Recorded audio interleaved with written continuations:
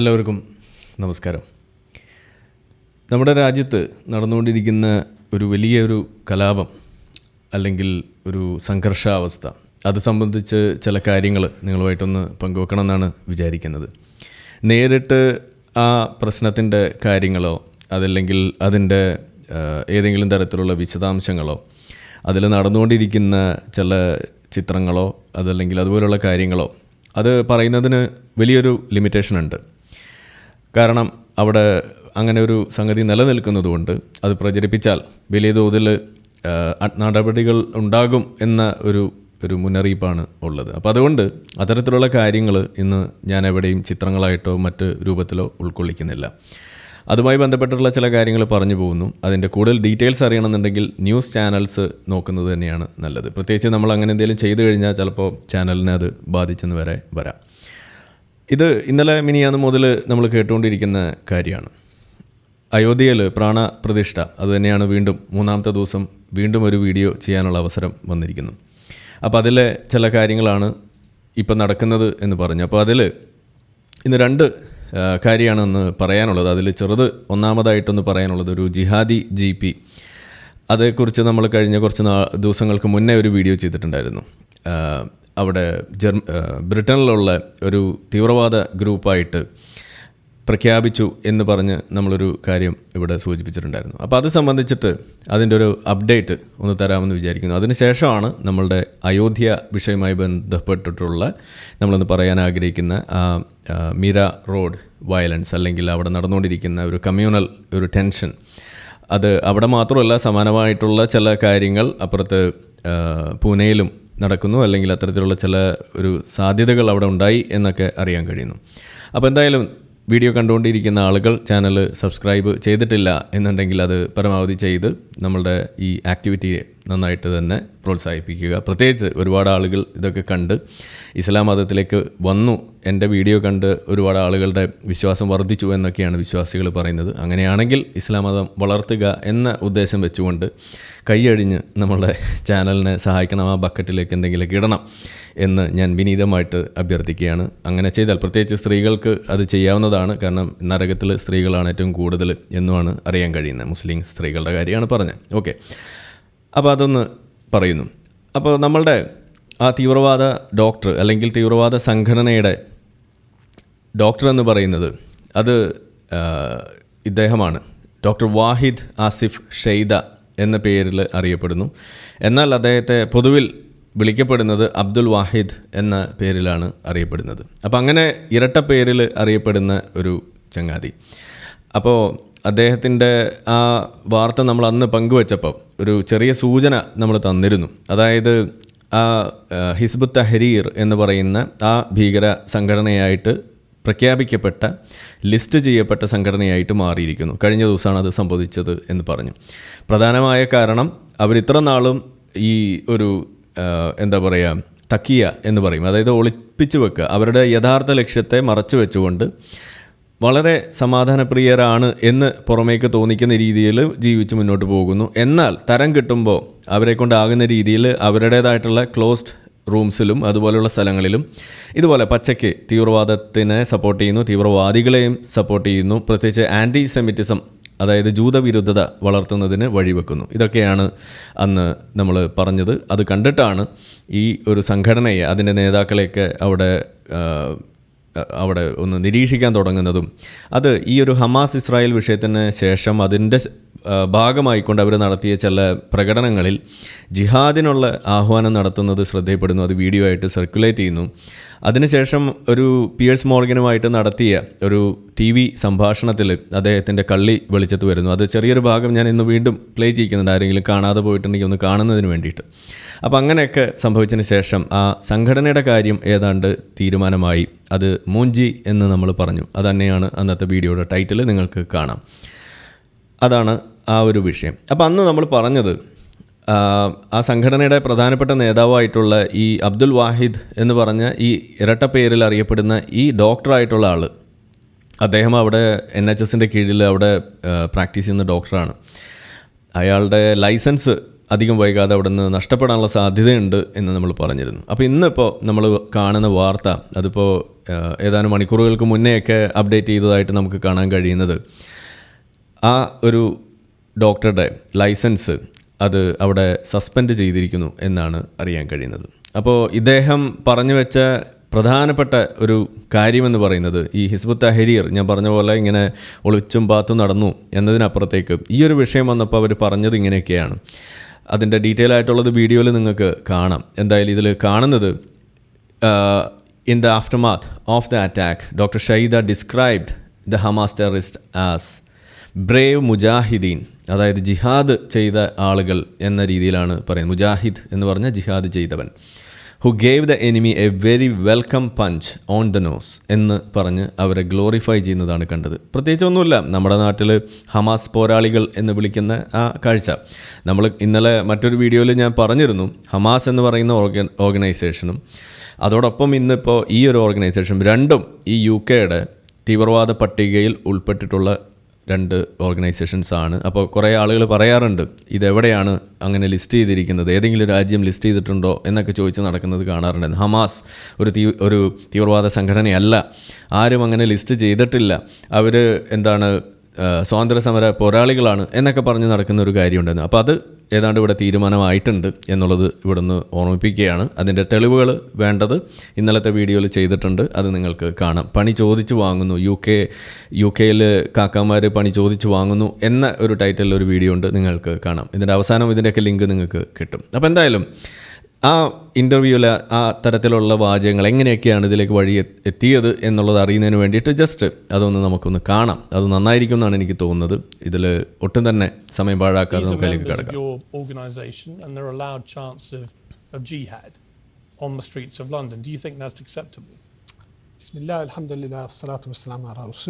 ശരി. That demonstration was a very carefully planned demonstration where the placards, the banners, the speeches from the platform were calling for a military intervention of official armies of Muslim countries to rescue the people of Gaza with a situation of a civilian population of. ഇപ്പോഴും ഇവർക്കത് മനസ്സിലായിട്ടില്ല എന്നുള്ള കാര്യം ഒന്ന് ഓർക്കുന്നത് നല്ലതാണ്. അതായത് മുസ്ലിം കൺട്രീസിൻ്റെ ആർമീസിനോട് request ചെയ്യുന്നു എന്നാണ് പറയുന്നത്. അതുതന്നെയാണ് ഇതിലെ അശ്ലീലം. അതായത് ഒരു മനുഷ്യൻ മറ്റൊരു മനുഷ്യനുമായി ബന്ധപ്പെട്ടിട്ടുണ്ടാകുന്ന പ്രശ്നങ്ങളിൽ അതിൽ നമ്മൾ ഇടപെടേണ്ടത് എന്തിൻ്റെ അടിസ്ഥാനത്തിലായിരിക്കണം എന്നുള്ള ആ പ്രാഥമിക ഒരു ബോധം അത് ഇവർക്കില്ലാതെ പോകുന്നു. അവരവിടെ ഓക്കെ അതിൽ മർദിതൻ അല്ലെങ്കിൽ അവിടെ പീഡിതൻ എന്ന രീതിയിൽ കണ്ടിട്ടെങ്കിലും ഏറ്റവും മിനിമം അതിൽ ഇടപെടുന്നതിന് പകരം അവിടെ ആ മർദിതൻ്റെയും പീഡിതൻ്റെയും മതം നോക്കിയിട്ട് അതിലൂടെ ഒരു ബാർഗൈനിങ് നടത്തുന്നു. അതിന് ആ സംഗതിയെ ഉപയോഗിച്ചുകൊണ്ട് ആളുകളെ മാനിപ്പുലേറ്റ് ചെയ്യുന്നതാണ് നമ്മളിവിടെ കാണുന്നത്.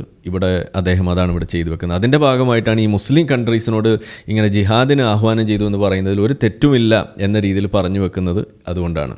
2 million who are being massacred and slaughtered. Anywhere else in the world you would find it a completely straightforward thing for people calling for military intervention. But they weren't chanting, we want military intervention. They were chanting jihad. So my question for you is simply, do you support the chanting of jihad? The chanting of jihad by somebody there unscripted. Well, quite a few people there. Actually, no. It's about 2 people. So you would condemn that? Of course, I wouldn't condemn that. You wouldn't? No, because jihad in that context is as they understood it, and they were chanting, is for the official armies of Muslim countries to enter and intervene. We're in a situation now, Piers, where 1% of the population of Gaza has been killed in the space of 2 months. 1% of the children of Gaza have been killed. Anywhere else in the world, you yourself called for military intervention in Ukraine by NATO with probably less legal and moral cause than there is in Gaza. When we stand... Really? Oh, absolutely. Because So you think when Vladimir Putin illegally invaded Ukraine, the moral right of Ukrainians to respond is somehow equivalent to the moral right of people in Palestine after October the 7th to do the same? Is that what you're saying? I'm saying that the people of Ukraine have actually one of the most powerful armies in the region. It doesn't change the fact they were illegally invaded, does it, Doctor? The people of Gaza have nobody helping them. Well, they do. They have Hamas. They have a terror. They have nobody helping them. Hang on. They have a terrorist organisation called Hamas. ഇവിടെ ഇത് പറയുമ്പോഴും ഈ ഗാസയിൽ ആരെയും help ചെയ്യാനില്ല, അവരവിടെ ഭയങ്കര പ്രശ്നമാണ് എന്നൊക്കെ പറഞ്ഞു വെക്കുമ്പോൾ അവിടെ പിയേഴ്സ് മോർഗൻ പോലും വിട്ടുപോകുന്നൊരു കാര്യമുണ്ട്. 2005 തന്നെ ഇസ്രായേൽ ഗാസയിൽ നിന്നും പിന്മാറി അവരെ പാട്ടിന് പോയതാണ്. അത് അവിടെ ഒളിപ്പിച്ച് വെച്ചിട്ട് അതിനുശേഷം 2005 ശേഷം അവിടെയുള്ള ഫത്താ പാർട്ടിയുടെ നേതൃത്വത്തിലും അതിനുശേഷം അവരെ പിഴുതെറിഞ്ഞുകൊണ്ട് ഹമാസ് പോലെയുള്ള തീവ്രവാദ സംഘടനകൾ, അത് തുടക്കത്തിൽ തീവ്രവാദമൊന്നും ആയിരുന്നില്ല, അവർ ഇവരുടെ ഒരു പൊളിറ്റിക്കൽ പാർട്ടി എന്ന രീതിയിൽ വന്ന് പിന്നീട് അതിൽ സായുധ ഇതുപോലെയുള്ള കാര്യങ്ങൾ ചെയ്തിട്ട് ഇതിൽ കാര്യങ്ങൾ തീരുമാനമാകൂ എന്നും പറഞ്ഞ് അവർ മുന്നോട്ട് വരുന്നു. അതിൽ തന്നെ ഹമാസിൻ്റെ ചാർട്ടറിൽ എഴുതി വച്ചിരിക്കുന്നത് ഞങ്ങൾക്ക് സ്വാതന്ത്ര്യം വേണമെന്നല്ല അവരവിടെ എഴുതി വച്ചിരിക്കുന്നത്, അല്ലെങ്കിൽ അത് മാത്രമല്ല അവരവിടെ എഴുതി വച്ചിരിക്കുന്നത്, ജൂയിഷ് സ്റ്റേറ്റ് ഉണ്ടാകാനേ പാടില്ല, അത് അവിടുന്ന് തുടച്ച് നീക്കണം, ഫ്രം റിവർ ടു സീ, അത് പാടില്ല എന്ന് എഴുതി വെച്ചിട്ടുള്ളൊരു കാര്യത്തെയാണ് ഇവരിവിടെ ഒളിപ്പിച്ച് വെച്ചിട്ട് ഇവിടെ പേഴ്സിക്യൂഷൻ എന്നും അവർക്ക് ആർമി ഇല്ല എന്നും അവരെ ആരും നോക്കാനുണ്ടായിരുന്നില്ല, സഹായിക്കാനുണ്ടായിരുന്നില്ല എന്നൊക്കെ പറഞ്ഞിട്ട് ഇരിക്കുന്നത്. ഒന്ന് ആലോചിക്കേണ്ടത്, 2005 തന്നെ പിൻവാങ്ങി അവർ പിൻവാങ്ങുന്ന സമയത്ത് വെറുതെ പോവുകയല്ല, ഇവർ ഇസ്രായേൽ അവിടെ സെറ്റിൽമെൻറ്റ്സ് നടത്തിയിരുന്നു എന്ന് നമുക്കറിയാം, ഇല്ലീഗൽ സെറ്റിൽമെൻറ്റ്സ്. അത് പിഴുതെടുത്തിട്ട് അതെല്ലാം പറിച്ചാണ് അവിടുന്ന് പോകുന്നത്. പോരുന്ന സമയത്ത് അവിടെയുള്ള ഈ ജൂതന്മാരായിട്ടുള്ള ആളുകൾ മരിച്ചു വീണപ്പോൾ അവരുടെ ശവക്കല്ലറ പോലും തിരിച്ചു കൊണ്ടുപോയി എന്നൊക്കെ പറയുന്ന ചില കാര്യങ്ങൾ കേട്ടിട്ടുണ്ട്. ആ രീതിയിൽ വേരോടെ പോവുക എന്ന രീതിയിലാണ് തിരിച്ചു പോയിരിക്കുന്നത്. ആ ഒരു വസ്തുത അവിടെ ഇരിക്കുകയാണ്. ഇപ്പോഴും ഗാസ എന്തോ അവിടെ ഇസ്രായേൽ എന്തോ അവിടെ ഇങ്ങനെ ഒതുക്കി പിടിച്ച് വെച്ചിരിക്കുകയാണെന്നുള്ളൊരു ധ്വനി ഇവിടെ ഉണ്ടാക്കി വെക്കുന്നത്. അത് വെച്ചുകൊണ്ട് മുസ്ലിങ്ങളെ തെറ്റിദ്ധരിപ്പിച്ചുകൊണ്ട് ഇതുപോലെയുള്ള ആളുകൾ തീവ്രവാദത്തിന് കോപ്പ് കൂട്ടുന്നത്. ഇതിവിടെ എക്സ്പോസ് ചെയ്യപ്പെടുകയാണ്. ഇൻ്റർനെറ്റ് അവിടെയാണ് ആ അഞ്ചാം തൂണായിട്ട് വർത്തിക്കുന്നത്, വിവരങ്ങൾ പുറത്തേക്ക് എത്തിക്കുന്നത്. അങ്ങനെയാണ്. ഇതിനി അധികം ഓടില്ല എന്ന് പറയുന്നത് അതുകൊണ്ടാണ്. ഓടിയില്ലല്ലോ, ഇദ്ദേഹത്തിൻ്റെ അവിടെ കഞ്ഞിയിൽ പാറ്റയല്ല, അവിടെ മറ്റേ ബുൾഡോസറിലാണ് മണ്ണ് വാരി കൊണ്ടിട്ടത്. അപ്പോൾ ഇതാണ് അവിടെ സംഭവിക്കുന്നത്. അപ്പോൾ നമ്മളിത് ഓർക്കണം, ആവർത്തിച്ച് നമ്മൾ ഓർക്കേണ്ട കാര്യമാണ്. മാത്രമല്ല ഇദ്ദേഹത്തോട് ചോദിക്കുന്ന ചോദ്യം, ജിഹാദിനെ നിങ്ങളപ്പോൾ സപ്പോർട്ട് ചെയ്യുന്നുണ്ടോ എന്ന് ചോദിക്കുമ്പോൾ, ഒരു മുസ്ലിമായിട്ട് ഇരിക്കെ സപ്പോർട്ട് ചെയ്യുന്നുണ്ട് എന്ന് പറയാൻ എന്നോടാണ്, ഞാൻ പണ്ട് ജിഹാദിയായി ഇരുന്ന സമയത്ത് എന്നോടാണ് ആ ചോദ്യം ചോദിക്കുന്നത് എന്നുണ്ടെങ്കിൽ ഞാനത് പറഞ്ഞേനെ, ഞാൻ സപ്പോർട്ട് ചെയ്യുന്നു എന്ന് പറഞ്ഞേനെ, ഒരു കൂസലുമില്ലാതെ ഓപ്പണായിട്ട് പറഞ്ഞേനെ. കാരണം ഇന്ന് എങ്ങനെയാണോ ഞാൻ ഈ കാര്യങ്ങൾ പറയുന്നത് ഇതുപോലെ തന്നെയായിരുന്നു പണ്ട് ഞാൻ ഇസ്ലാമിനെ കുറിച്ചും പറഞ്ഞുകൊണ്ടാണ് നിന്നത്. നമുക്കതിനകത്ത് ഡൗട്ടില്ല. ഒരു കൺവിൻസ്ഡ് ആയിക്കഴിഞ്ഞാൽ അത് തറപ്പിച്ച് പറയുക എന്നുള്ള ഒരു രീതി. ഇവിടെ അദ്ദേഹം അവിടെ പറയുന്നത്, അവിടെ ബബ്ബ അവിടെ വരുന്നു. എന്താ കാരണം? അതാണ് ഈ സോഷ്യൽ പ്രഷർ എന്ന് പറയുന്നത്. അങ്ങനെ പറഞ്ഞാൽ പ്രശ്നമാകുമോ, അങ്ങനെ പറഞ്ഞാൽ എന്താകും എന്നൊരു ചിന്ത. അപ്പോൾ ഈ ജിഹാദിനെ സപ്പോർട്ട് ചെയ്യുന്നു എന്ന് പച്ചയ്ക്ക് പറഞ്ഞാൽ എന്തോ പ്രശ്നമാകും, എന്നെ കുഴപ്പിക്കാൻ വേണ്ടിയാണോ ഈ അവതാരകനത് ചോദിക്കുന്നത് എന്ന രീതിയിലേക്ക് കാര്യങ്ങൾ വരുന്നു. അത് നിങ്ങൾക്ക് അവിടെ കാണാം. അപ്പോൾ അതൊന്ന് ഓർക്കുന്നത് നല്ലതാണ്. നമ്മുടെ നാട്ടിലെ പല ജിഹാദികളും ഈ തക്കിയ എടുക്കേണ്ടി വരുന്നതിൻ്റെ കാരണവും ഇത് തന്നെയാണ്. ഇതൊക്കെ പച്ചയ്ക്ക് പറഞ്ഞാൽ പ്രശ്നമാണ്. ഇപ്പോൾ ഇന്നലെ നമ്മൾ കണ്ടു ഒരു ഉസ്താദ് കല്യാണ വീട്ടിൽ നടത്തുന്ന കഥ.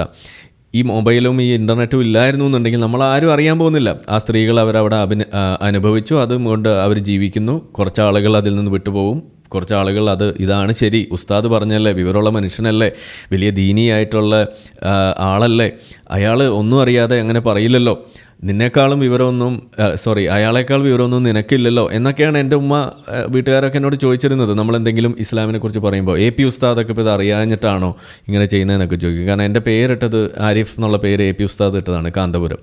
അപ്പോൾ ചോദിക്കുന്ന ചോദ്യം അതാണ്.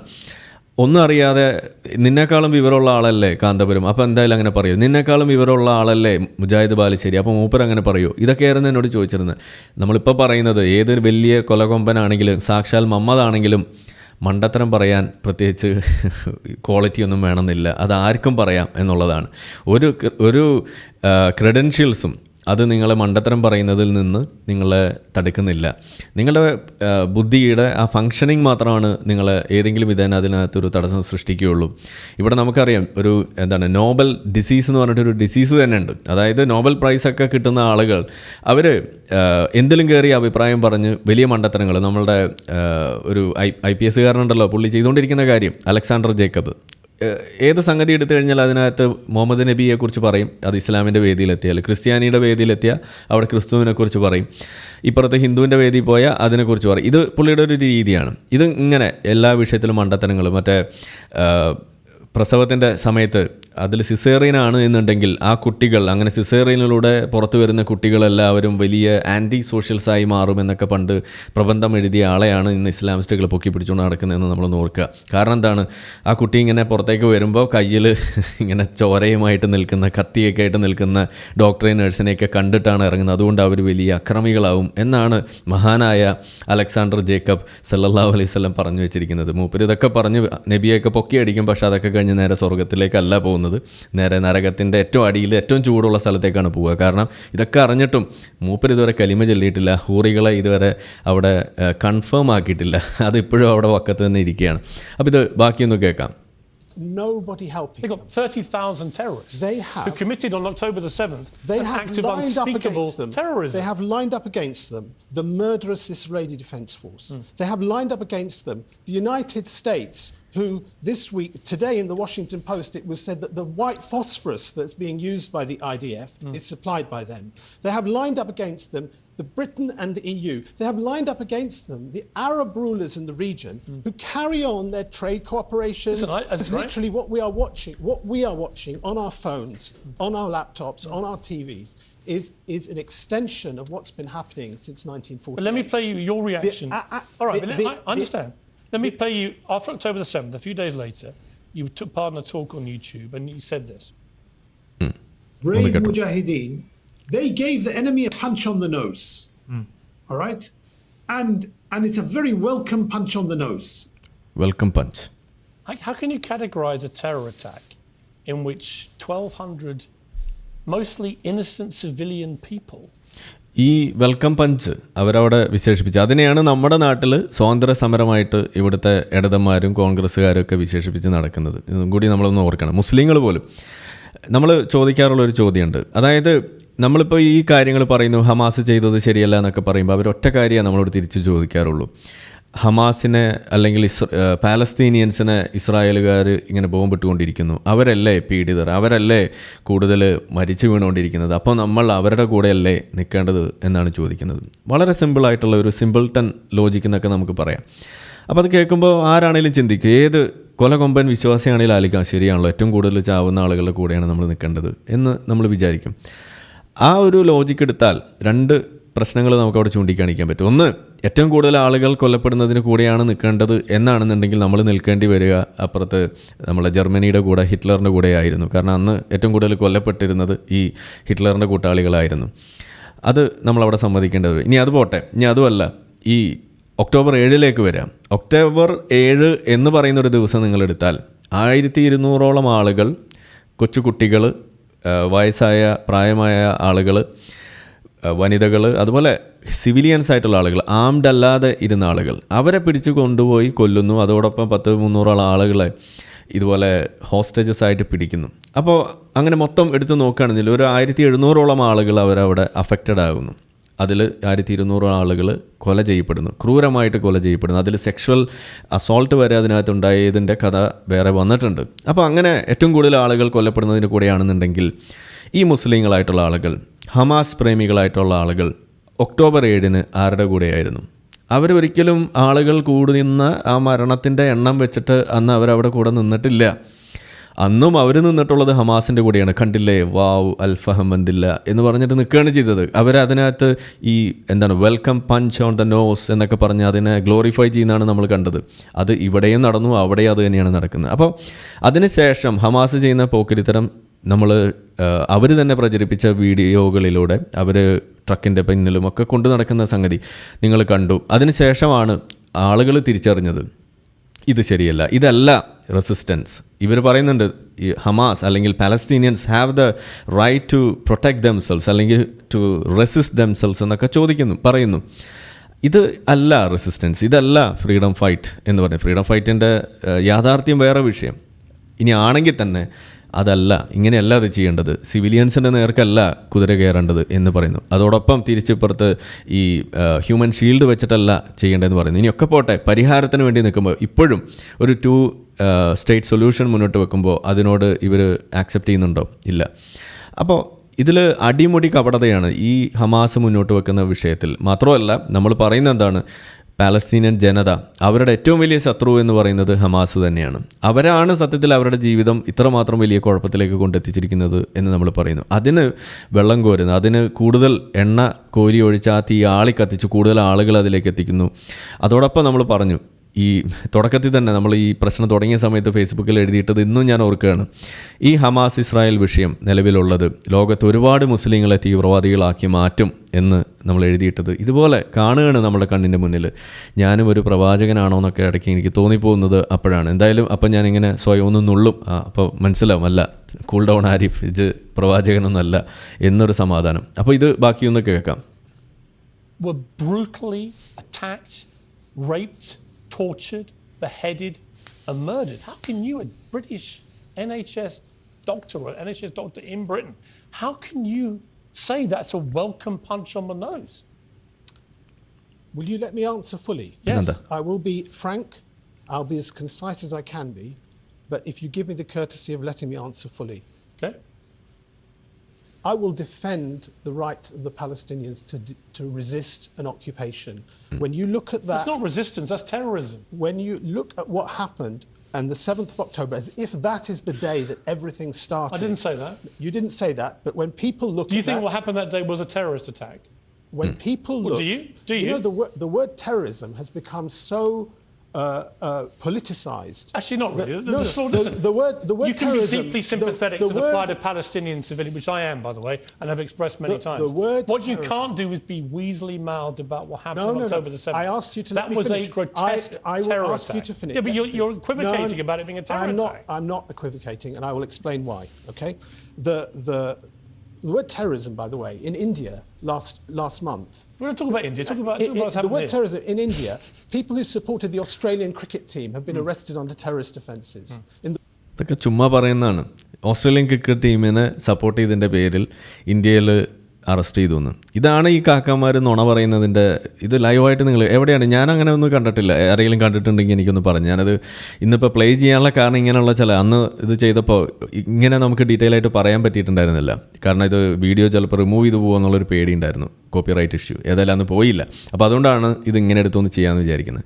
ഇതിൽ ഇദ്ദേഹം പറയുന്നത് ഓസ്ട്രേലിയൻ ക്രിക്കറ്റ് ടീമിനെ എന്താ ഇവർ പറയുന്നത്? അങ്ങനെയാണെന്നുണ്ടെങ്കിൽ ഇവിടെ ഫുട്ബോൾ ഇവിടെ വരുമ്പോൾ വേൾഡ് കപ്പ് വരുന്ന സമയത്ത് പിന്നെ മലപ്പുറത്തൊന്നും ഒരു മനുഷ്യനെ കാണാൻ കിട്ടില്ലല്ലോ, എല്ലാവരും ജയിലിലായിരിക്കണ്ടേ? അങ്ങനെയാണെന്നുണ്ടെങ്കിൽ ഇവിടെ ഉസ്താദുമാരെ ആണ് അന്ന് സത്യത്തിൽ നമ്മളിവിടെ ഏറ്റവും വലിയ പേടിയായിട്ട് കൊണ്ട് നടക്കുന്നത്. കാരണം മെസ്സിയുടെ തൊട, റൊണാൾഡോയുടെ തൊട എന്ന് പറഞ്ഞിട്ട് ഇവിടെ ഒരു മനുഷ്യനെ മര്യാദയ്ക്ക് കളി കാണാൻ സമ്മതിക്കാത്ത കാലമാണ്. ഇവിടെ ഒരാളും മറ്റൊരു രാജ്യത്തെ കളിയുടെ, ഈവൻ പാകിസ്ഥാൻ, ഞാനൊക്കെ കുട്ടിക്കാലത്ത് അഫ്രീദിയുടെയും ഇൻസമാവുൽ ഹക്കിൻ്റെയൊക്കെ വലിയ ഫാനായിട്ട് നടന്നിരുന്ന ആളും കൂടിയാണ്. അപ്പോൾ നമുക്കറിയാം അങ്ങനെയൊന്നും ഇന്ത്യയിലില്ല. പക്ഷേ ഞാൻ അന്ന് പറഞ്ഞൊരു കാര്യമുണ്ട്. അതായത് ഇന്ത്യയിൽ ഇരുന്നു കൊണ്ട് നമ്മൾ പറയുമ്പോൾ കണ്ടില്ലേ, അങ്ങ് യൂറോപ്പിലൊക്കെ എല്ലാവരും അങ്ങനെയാണ്, അവിടെ ഭയങ്കര സംഭവമാണെന്ന് പറയും. യൂറോപ്പിലിരുന്നിട്ട് ഏതായാലും യൂറോപ്പിലേക്ക് നോക്കുമെന്ന് പറയാൻ കഴിയില്ല. അപ്പോൾ അവിടെ ഇരുന്നിട്ട് എന്താ പറയുക, ഇന്ത്യയിലേക്ക് നോക്കുമെന്ന് പറയും. അപ്പോൾ എന്താ സംഭവിക്കുന്നത്? ഒരു കാര്യം നമുക്ക് മനസ്സിലായി. ഇവിടെ ഇരുന്നു കൊണ്ട് യൂറോപ്പിലേക്ക് നോക്കൂ, അവിടെ ആനയാണ് ചേനയാണെന്ന് പറയുമ്പോൾ അവിടെ ആനയില്ല, ചേനയില്ല, ഒട്ടക, മയിൽ ഒന്നുമില്ല. അതേപോലെ യൂറോപ്പിൽ ഇരുന്നു കൊണ്ട് നിങ്ങൾ ഇന്ത്യയിലേക്ക് നോക്കൂ എന്ന് പറഞ്ഞുകൊണ്ട് പറയുന്ന സംഗതിയും ഇതേപോലെ ഒട്ടകവും മയിലും തന്നെയാണ്, അല്ലാതെ ആനയും പുലിയൊന്നും അല്ല എന്നുള്ളത് ഇവിടെ വ്യക്തമാണ്. അതായത് അവരുടെ ആ ഗ്രൗണ്ട് ഇവിടെ ക്ലിയർ ആയിട്ടുള്ള ചോദ്യം ചോദിക്കുകയാണ്, ഇതൊരു ടെററിസ്റ്റ് അറ്റാക്ക് ആണോ എന്ന് ചോദിക്കുമ്പോൾ അദ്ദേഹത്തിന് സമ്മതിക്കാൻ മടി. അത് ആണെന്ന് പറയാൻ മടി. അതിന് പകരം അത് റെസിസ്റ്റ് ചെയ്യാനുള്ള, ആരെ റെസിസ്റ്റ് ചെയ്യുന്നു അതാണല്ലോ ഇവിടെ ആദ്യം ചോദിക്കേണ്ടി വരും. എന്താണെന്നറിയില്ല, പിയേഴ്സ് മോർഗൻ ആ ചോദ്യത്തിലേക്ക് പോകുന്നതായിട്ട് ഞാൻ കണ്ടില്ല. ശരിക്കും അതായിരുന്നു ഇവിടെ ചോദിക്കേണ്ടത്.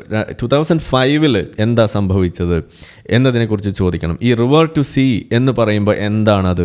അതിനകത്ത് എവിടെയാണ് സമാധാനം, എവിടെയാണ് ഒരു സൊല്യൂഷൻ ഉള്ളത്? അപ്പോൾ നിങ്ങൾ ജനോസൈഡിന് എതിരാണ് എന്നുണ്ടെങ്കിൽ, അതാണ് നിങ്ങളുടെ ഏറ്റവും വലിയ പ്രശ്നം എന്നുണ്ടെങ്കിൽ, നിങ്ങൾ ഈ പറയുന്ന റിവർ ടു സീ എന്ന് പറയുന്ന സാധനം അത് ഏറ്റവും ഭീകരമായ ജനോസൈഡല്ലേ നിങ്ങൾ മുന്നോട്ട് വെക്കുന്നത്? അതിൽ ജൂതന്മാർ മാത്രമാണോ പോവുക?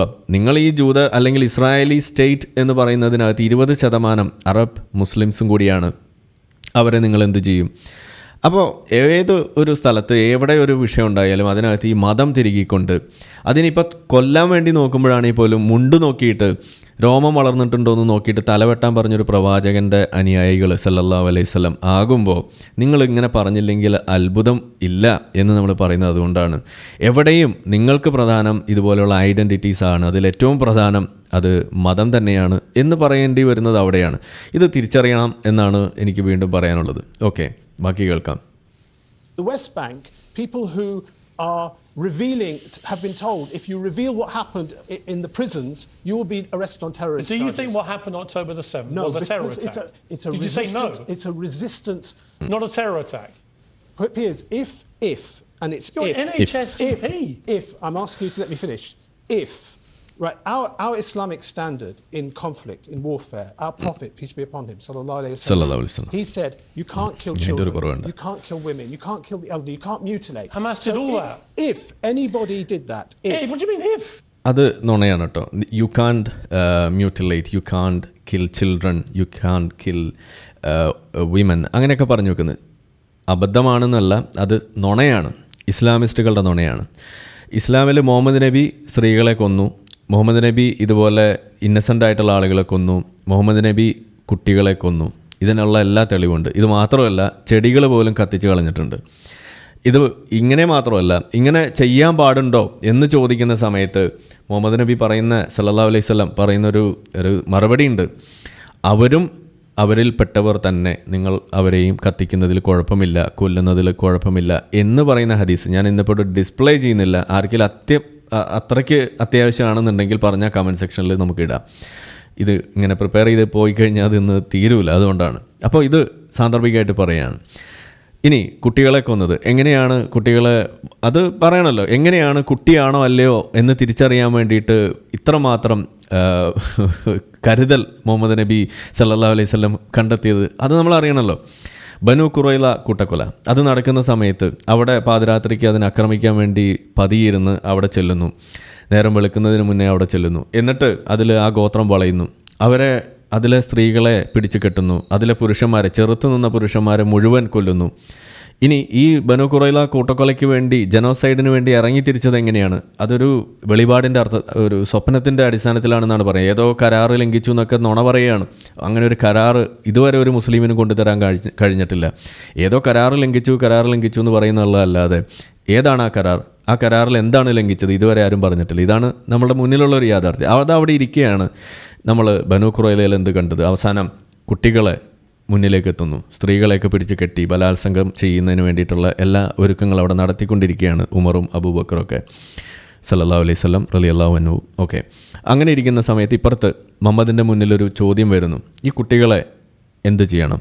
അപ്പോൾ മുഹമ്മദ് പറയുകയാണ്, അതിൽ കുട്ടികളെ വെറുതെ വിട്ടോളൂ, അതിൽ മുതിർന്നവരെ കൊല്ലണം എന്ന് തന്നെയാണ് പറയുന്നത്. അവരാരും ചെറുത്ത് നിൽക്കുന്നില്ല. ആ സമയത്താണ് ഈ പറയുന്നത്. അപ്പോൾ എങ്ങനെയാണ്? അല്ല മുഹമ്മദ്, പടച്ചോന് മുഹമ്മദ് ഒന്നാണ്, സ്പോട്ടെ, അല്ല മുഹമ്മദ്, ഇതിപ്പോൾ എങ്ങനെ നമ്മൾ കുട്ടിയാണോ അല്ലയോ എന്നറിയാം. അവിടെയാണ് ഈ ലോകം കണ്ട ഏറ്റവും അത്യുന്നതം എന്നൊക്കെ നമ്മൾ പറഞ്ഞപ്പോൾ ഏറ്റവും സൊഫിസ്റ്റിക്കേറ്റഡ് ആയിട്ടുള്ള ഒരു ടെക്നോളജി ആ ഓൺ ദ സ്പോട്ടിൽ മുഹമ്മദ് അവിടെ അവതരിപ്പിക്കുന്നത്. അതിന് മുന്നെയോ ശേഷമോ നിങ്ങൾക്കൊരിക്കലും അത്തരത്തിലുള്ളൊരു ടെക്നോളജി അവതരിപ്പിച്ചതായിട്ട് കാണാൻ കഴിയില്ല. മാത്രമല്ല, ഞാൻ എപ്പോഴും പറയാറുണ്ടല്ലോ, ഇസ്ലാം ദൈവികമല്ല എന്നൊക്കെ പറയുന്നുണ്ട്. ദൈവികമാണ് എന്നുണ്ടെങ്കിൽ ഇതുപോലെ വൈരുദ്ധ്യങ്ങൾ ഉണ്ടാവാൻ പാടില്ല. മാത്രമല്ല, ഇതിൽ അവതരിപ്പിച്ചതിലൊരു യുണീക്നെസ് ഉണ്ടാകണം എന്നൊക്കെ നമ്മൾ പറയാറുണ്ട്. അങ്ങനെയൊക്കെ പറയുന്നു. അതിൻ്റെ അർത്ഥം ഇതൊന്നും ഈ ഇസ്ലാമിലില്ല. ഇസ്ലാമിൽ വൈരുദ്ധ്യങ്ങൾ കുത്തി നിറച്ച് വെച്ചിരിക്കുന്നു. യുണീക്നെസ് എന്ന് പറയുന്നൊരു സാധനമില്ല. ഇത് ഏത് കള്ളപ്രവാചകനും അല്ലെങ്കിൽ ഏത് മറ്റേ വെളിച്ചപ്പാടിനും പറഞ്ഞു വെക്കാൻ പറ്റുന്ന കാര്യങ്ങൾ മാത്രമാണ് ഇതിനകത്തുള്ളൂ എന്നൊക്കെ പറയുമ്പോഴും എൻ്റെ ഉള്ളിൽ ഒരു വലിയൊരു സാധ്യത അല്ലെങ്കിൽ ഒരു സംശയത്തിൻ്റെ കനലായിട്ട് കടന്നിരുന്ന ഒരു സാധനം ഉണ്ടായിരുന്നു. ഈ ഒരു സംഭവമാണ്. ഇതെങ്ങാനും ഇതിത്ര യുണീക്കായിട്ടുള്ളൊരു സാധനം, അതിന് ഒരു വിരുദ്ധമായൊരു വൈരുദ്ധ്യം കൽപ്പിക്കാൻ പറ്റുന്ന ഒരു സാധനവും ഇല്ലാതിരിക്കെ ഇതെങ്ങാനും ഇനി യഥാർത്ഥത്തിൽ പടച്ചോൻ തന്നെ ഇറക്കിയതാണോ? ഞാനത് നിഷേധിച്ചതിൻ്റെ പേരിൽ എനിക്ക് ഹൂറികളെ നഷ്ടപ്പെടുമോ എന്ന സംശയം ഒരുപാട് കാലം അലട്ടുന്നുണ്ട്. ഇപ്പോഴും എന്നെ അലട്ടുന്നുണ്ട്. എന്താണത്? അവിടെ ചോദിക്കുകയാണ്, എങ്ങനെ നമുക്ക് ഈ കുട്ടികളെ തിരിച്ചറിയാൻ കഴിയും എന്ന് ചോദിക്കുമ്പോൾ അവിടെ മുഹമ്മദ് ഓൺ ദ സ്പോട്ട് ഒന്നിങ്ങനെ ആലോചിച്ചിട്ട് പറഞ്ഞു കൊടുക്കുകയാണ്. യെസ്, വഴിയുണ്ട്, കിട്ടിപ്പോയി. എന്താണത്? അല്ലാഹു തആല എന്താണ് പറഞ്ഞിരിക്കുന്നത്? നിങ്ങൾ തുണി പൊക്കി നോക്കണം. തുണി പൊക്കി നോക്കുമ്പോൾ രോമം മുളച്ചിട്ടുണ്ടെങ്കിൽ അത് കുട്ടിയല്ല, രോമം മുളച്ചിട്ടില്ലെങ്കിൽ അത് കുട്ടിയാണ്. രോമം മുളച്ച ആളുകളെ മുഴുവൻ തലവെട്ടിക്കൊന്നോളൂ, കാരണം അവൻ കുട്ടിയല്ല. മുളയ്ക്കാത്ത ആളുകളെയൊക്കെ ഇപ്പുറത്തേക്ക് മാറ്റി നിർത്തിക്കോളൂ. വാവ്, അടിപൊളിയല്ലേ? എത്ര യുണീക്കായിട്ടുള്ളൊരു സൊല്യൂഷനാണ് എന്ന് നിങ്ങൾ ആലോചിച്ച് നോക്കൂ. ഇത്ര കുഴപ്പം പിടിച്ചൊരു ബുദ്ധിമുട്ടുള്ളൊരു വിഷയത്തിലാണ് ഇത്ര സിമ്പിളായിട്ടുള്ളൊരു സൊല്യൂഷൻ കൊണ്ടുവന്നുകൊണ്ട് ഈ വിഷയം ഇങ്ങനെ കൈകാര്യം ചെയ്തത്. ഇതൊക്കെ കണ്ടുകൊണ്ടായിരിക്കണം നമ്മളെ ബെർണാഡ് ഷാ പണ്ടൊരിക്കൽ പറഞ്ഞിട്ടുണ്ട്, നിങ്ങൾ ലോകത്തുള്ള എന്ത് തന്നെ പ്രശ്നമുണ്ടെങ്കിലും മുഹമ്മദിൻ്റെ അടുത്ത് എത്തിച്ചാൽ മതി സല്ലല്ലാഹു അലൈഹി വസല്ലം, എല്ലാത്തിനുള്ള പരിഹാരം മുഹമ്മദ് കണ്ടെത്തും എന്ന് പറഞ്ഞിട്ടുണ്ട്. ബെർണാഡ് ഷാ പറഞ്ഞാണ് കേട്ടോ. ഇതുപോലെയാണ് ആ പരിഹാരങ്ങൾ, ചിരിപ്പിക്കരുത്, ഇതുപോലെയാണ് ആ പരിഹാരങ്ങളൊക്കെ. ഇതുകൊണ്ടാണ് നമ്മളത് അങ്ങനെ പറയുന്നത്. ഇതിനെ ഇത്തരത്തിലുള്ള കാര്യങ്ങൾ വെച്ചുകൊണ്ട് ഉള്ള യാഥാർത്ഥ്യങ്ങൾ അവിടെ ഇരിക്കെ, ഹദീസൊക്കെ വേണ്ടവർക്ക് നമ്മളുടെ കൂട്ടാളികൾ അഡ്മിൻസും അതുപോലെ ഇതൊക്കെ കേട്ട് ജബ്ബാർ മാഷ ക്ലാസ്, ലിയാക്കത്തിൻ്റെ ക്ലാസ്, അങ്ങനെ എല്ലാം കേട്ട് നടക്കുന്ന ആളുകൾ ഇതിൻ്റെ റെഫറൻസുകളൊക്കെ ഇതിൻ്റെ കമൻറ്റ് സെക്ഷനിൽ നിങ്ങൾ പോസ്റ്റ് ചെയ്യുക. അപ്പോൾ ഇതാണ് ഇസ്ലാമിൻ്റെ കഥ. ഇതവിടെ ഇരിക്കുകയാണ് നമ്മളുടെ തക്കിയ വിദ്വാനായിട്ടുള്ള ഈ ഡോക്ടർ ഇവിടെ വന്നത്. ഈ ഡോക്ടർമാർ, ഞാൻ ഇതൊക്കെ കൊണ്ടും കൂടിയാണ് ഞാൻ ഈ ഡോക്ടർ പദവി ഉപേക്ഷിച്ചെന്നും കൂടി ഞാൻ വേണമെങ്കിൽ പറയാം. കാരണം ഞാൻ പറയുമല്ലോ, ഈ മതം ഇങ്ങനെ ചെയ്യുന്ന സമയത്ത്, ഇങ്ങനെ പഠിക്കുന്നു അതിനെക്കുറിച്ച് പറയുന്ന സമയത്ത് എന്നോട് പണ്ട് ചോദിക്കാറുണ്ട്, അതായത് നിനക്ക് നല്ലൊരു തൊഴിലില്ലേ, നിനക്ക് അതിൽ ഫോക്കസ് ചെയ്താൽ പോരെ, എന്തിനാണ് ഈ മതത്തിൻ്റെ പിന്നാലെ പോകുന്നത് എന്ന് എന്നോട് പല ആളുകൾ എന്നോട് ചോദിച്ചിട്ടുണ്ട്. അപ്പം ഞാൻ അവരോട് അന്ന് പറഞ്ഞിരുന്നത്, എൻ്റെ ഒരു വലിയൊരു സ്വപ്നമാണ് ഈ സാക്കിർ നായിക്ക് നിൽക്കുന്ന പോലെ ഇങ്ങനെ വലിയ ഓഡിയൻസിൻ്റെയൊക്കെ മുന്നിൽ നിന്ന് ഇതിനെ ഇങ്ങനെ പറയണം, അങ്ങനെ ഈ ദീനിന് വേണ്ടി ഇങ്ങനെ പ്രവർത്തിക്കണം എന്നുള്ളൊരു വലിയൊരു ആഗ്രഹം എനിക്കുണ്ടായിരുന്നു. പക്ഷേ നിർഭാഗ്യവശാൽ ഹോമിയോ ഡോക്ടറായിപ്പോയി. എന്നാലും പോട്ടെ, I M A doctor, C brother, I have the answer എന്നൊക്കെ എനിക്ക് പറയാമായിരുന്നു, പോട്ടെ. ഇപ്പോൾ കപടശാസ്ത്രം എന്ന് ഞാൻ പറയുമ്പോഴല്ലേ പ്രശ്നമുള്ളൂ, എനിക്ക് പറയാലോ അതല്ല എന്നുള്ളത് അന്ന്. അപ്പോൾ എന്തായാലും അങ്ങനെ ഒരു ആഗ്രഹം എനിക്കുണ്ട്. സാക്കിർ നായിക്ക് ഒരു ഡോക്ടറല്ലേ, അദ്ദേഹത്തിന് അത് ചെയ്യാമെങ്കിൽ എനിക്കത് ചെയ്താൽ എന്താ എന്ന് ഞാൻ ചോദിക്കാറുണ്ടായിരുന്നു. അതേപോലെ ഒരുപാട് ആളുകളുടെ എക്സാമ്പിൾസ് പറയാറുണ്ടായിരുന്നു. ഇവിടെ നിങ്ങൾക്ക് കാണാം ഈ തീവ്രവാദി ഇപ്പോഴും എന്നോട് ചോദിക്കുന്നു, നീ മതം വിട്ടു, നിനക്ക് ഡോക്ടറല്ലേ, നിനക്ക് വിട്ടിട്ട് നിൻ്റെ പണിയിൽ നോക്കിയാൽ പോരെ എന്ന് ചോദിക്കുമ്പോൾ അവിടെ ഞാൻ പറയുന്നത്, മതം വിട്ടാലെന്താ, സാക്കിർ നായിക്ക് ചെയ്ത പണിയുടെ ഓപ്പോസിറ്റ് എനിക്ക് ചെയ്യാലോ, അത് ചെയ്യുമ്പോൾ എനിക്ക് ഡോക്ടർ വെക്കാലോ, എന്താ കുഴപ്പമെന്നാണ് ഞാൻ ചോദിക്കല്ലോ. എന്തായാലും അതുകൊണ്ട് അങ്ങനെ ഒരു ഗുണമുണ്ട്. അപ്പോൾ ഏതായാലും ഇവിടെ കണ്ടത് ഇതാണ്, ഇത്തരത്തിലുള്ള ആളുകൾ ഇങ്ങനെയുള്ള കാര്യങ്ങൾ പറഞ്ഞു വെക്കുന്നു, കണ്ണ് പൂട്ടിയിട്ട് ഇതുപോലെ പച്ച നുണ പറഞ്ഞ് ആളുകളെ പറ്റിക്കുന്ന പരിപാടി. ഇതാണ് ഇസ്ലാമിസ്റ്റുകൾ ചെയ്തുകൊണ്ടിരിക്കുന്നത്, നമ്മളെ മുല്ലാക്കന്മാർ ചെയ്തുകൊണ്ടിരിക്കുന്നത്. മദ്രസയിൽ പഠിക്കുന്നത് ഇങ്ങനെയാണ്. ഇതൊക്കെ മദ്രസയിൽ നമ്മൾ കേട്ട് വളർന്നിട്ടുള്ള കാര്യമാണ്. ഏതെങ്കിലും മദ്രസയിൽ ബനു ഖുറൈള, കൂട്ടക്കൊല അല്ലെങ്കിൽ ജനോസൈഡ് എന്നുള്ളൊരു വാക്ക് എവിടെയെങ്കിലും ഉപയോഗിക്കുന്നത് നിങ്ങൾക്ക് തോന്നുന്നുണ്ടോ? ഏതെങ്കിലും ഒരു ഇസ്ലാമിക് സെറ്റിങ്ങിൽ അങ്ങനെ ഒരു വിഷയം അവിടെ പരാമർശിക്കുമെന്ന് നിങ്ങൾക്ക് തോന്നുന്നുണ്ടോ? ഒരിക്കലുമില്ല, അത് വരില്ല. കാരണം അത് വന്നാൽ ഇസ്ലാം പൊളിഞ്ഞില്ലേ, അങ്ങനെ വരാൻ പാടില്ലല്ലോ, അതാണല്ലോ അതിൻ്റെ രീതി. അതുകൊണ്ട് തന്നെയാണ് അത് വരാത്തത്. അത് കാരണം അവരുടെ പരിപാടി അല്ലെങ്കിൽ പദ്ധതി എന്ന് പറയുന്നത് ഇസ്ലാമിനെ വളർത്തുക, മുസ്ലിങ്ങളെ വിശ്വാസം അതിനകത്ത് ഊട്ടി ഉറപ്പിക്കുക എന്നുള്ളത്. ഇതുപോലുള്ള ശരിക്കുള്ള കാര്യങ്ങൾ, ഇതുപോലുള്ള ഒളിപ്പിച്ചു വെക്കേണ്ട കാര്യങ്ങൾ പറഞ്ഞാൽ പണിപാളും. അതുകൊണ്ടാണ് അത് പറയാത്തത്. അപ്പോൾ ഏതായാലും ഇവിടെയും പിയേഴ്സ് മോർഗൻ എന്തോ അതിനെക്കുറിച്ച് അറിയാതെ പോയി, അല്ലെങ്കിൽ അത് തിരിച്ചു ചോദിക്കാമായിരുന്നു, അല്ലെങ്കിൽ ഇതിങ്ങനെ നീണ്ടുപോകുന്നതുകൊണ്ടോ ആവാം. എന്തായാലും ഇതൊക്കെയാണ് ഈ നമ്മളുടെ പണി പോയ ഈ ഡോക്ടർ ഇരുന്നിട്ട് വിളമ്പുന്ന മണ്ടത്തരങ്ങൾ അല്ലെങ്കിൽ നുണകൾ എന്ന് പറയുന്നത്. ബാക്കി കേൾക്കാം. I say if because they literally broadcast it on their own streaming platforms. Well, I'll tell you what a lot of us saw. Hamas broadcast it merrily to the world. And here's us doing these terrible things. And what do you mean if? What many of us saw on that day were videos coming out showing people saying, we will not harm women, we will not harm children. Do me a favour. No, that's what... Doctor. I'm saying that. Resistance is a right in Islam. It's a right in international law. It's even a right that Churchill said in his History of the English-speaking peoples. That is, he actually wrote in that book, it is a primary right of men to kill and die for the land they live in. You literally read me a description of what people who follow Islam are not supposed to do. Yeah. And Hamas did all of those things. But your response is to say, well, hang on, I've seen videos of them saying, we don't want to do that stuff. No, yes. I find that pretty... പണ്ട് ജബ്ബാർ മാഷ് വെള്ളം കുടിച്ച പോലെ ഇദ്ദേഹം വെള്ളം കുടിക്കുന്ന കണ്ടില്ലേ? ഇതാണ് കഥ. അതായത് ഇദ്ദേഹം തന്നെ പറയുന്നു ഹമാസ് ടെററിസ്റ്റ് ഓർഗനൈസേഷൻ അല്ല എന്ന് പറഞ്ഞു. അപ്പോൾ ഈ ഹമാസ് ചെയ്ത കാര്യങ്ങൾ ഇദ്ദേഹം പറഞ്ഞു കൊടുക്കുമ്പോൾ അപ്പോൾ പറയുന്നത് അതൊന്നും ചെയ്യരുത് എന്ന് ഇസ്ലാമിൽ പറഞ്ഞിട്ടുണ്ട്. അപ്പോൾ ഇതെല്ലാം ചെയ്തത് മാത്രമല്ല, ഹമാസ് തന്നെയാണ് അതിൻ്റെ വീഡിയോ ഒക്കെ ഇതുപോലെ സോഷ്യൽ മീഡിയയിലൂടെ പ്രചരിപ്പിച്ചത്. നമ്മൾ കണ്ടു ആ ട്രക്കിൻ്റെ പിന്നിൽ സ്ത്രീകളെയൊക്കെ ബലാത്സംഗം ചെയ്തിട്ട് നഗ്നരാക്കി കൊണ്ടുപോകുന്നത്, കുട്ടികളെ ഇതുപോലെ പല കാര്യങ്ങൾ ചെയ്യുന്നത് എല്ലാം നമ്മൾ കണ്ടിട്ടുണ്ട്. അതിൻ്റെ വീഡിയോസ് അവർ തന്നെയാണ് പുറത്തുവിട്ടത്. അപ്പോൾ ഇദ്ദേഹം അവിടെ ഒരു എന്താ പറയുക, അങ്ങനെ ഒരു കോട്ട് ബിറ്റ്വീൻ ദ ലിപ്സ് എന്നൊക്കെ പറയുന്ന പോലെ അവിടെ നിർത്തിയിരിക്കുകയാണ്, അവിടെ പിടിച്ചു വച്ചിരിക്കുകയാണ്. കാരണം കയ്യിൽ നിന്ന് പോയി. ഇത് ഒന്നുകിൽ ആ പറഞ്ഞത് ശരിയാണെന്ന് സമ്മതിക്കും, ടെററിസ്റ്റ് ഓർഗനൈസേഷൻ ആണ് എന്ന് പറയണം.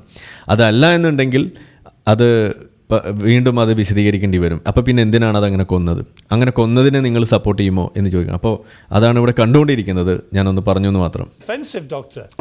We all know they did it because they boasted to the world with their own videos what they were doing. I find it amazing that respected journalists like yourself have seemed to have suspended their critical faculties. No, I'm believing what Hamas wanted me to see. Well, you're believing what you saw. No, what Hamas themselves broadcast to the world because they wanted to take great glee in what they've done.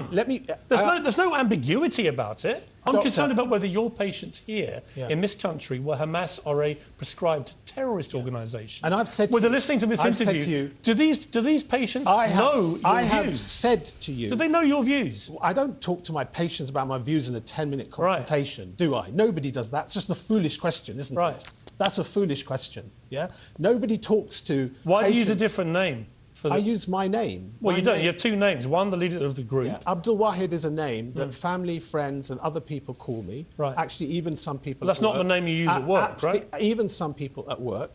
And Wahid Asif Shader is my legal name, which people use in other forums. That's not a very unusual thing. In May 2023, a prominent... No, I have to... No, I'm going to ask you another question. You did not give me the courtesy of letting me finish. You know why? Because your answers were so outrageous. You censor. That's your answer. No. Yeah, I don't censor. The person doing the censoring is you. No, you are censoring. Who wants me to try and understand and believe that what Hamas showed us, boasted about, with their own technology, broadcasting it to the world, was not what we saw.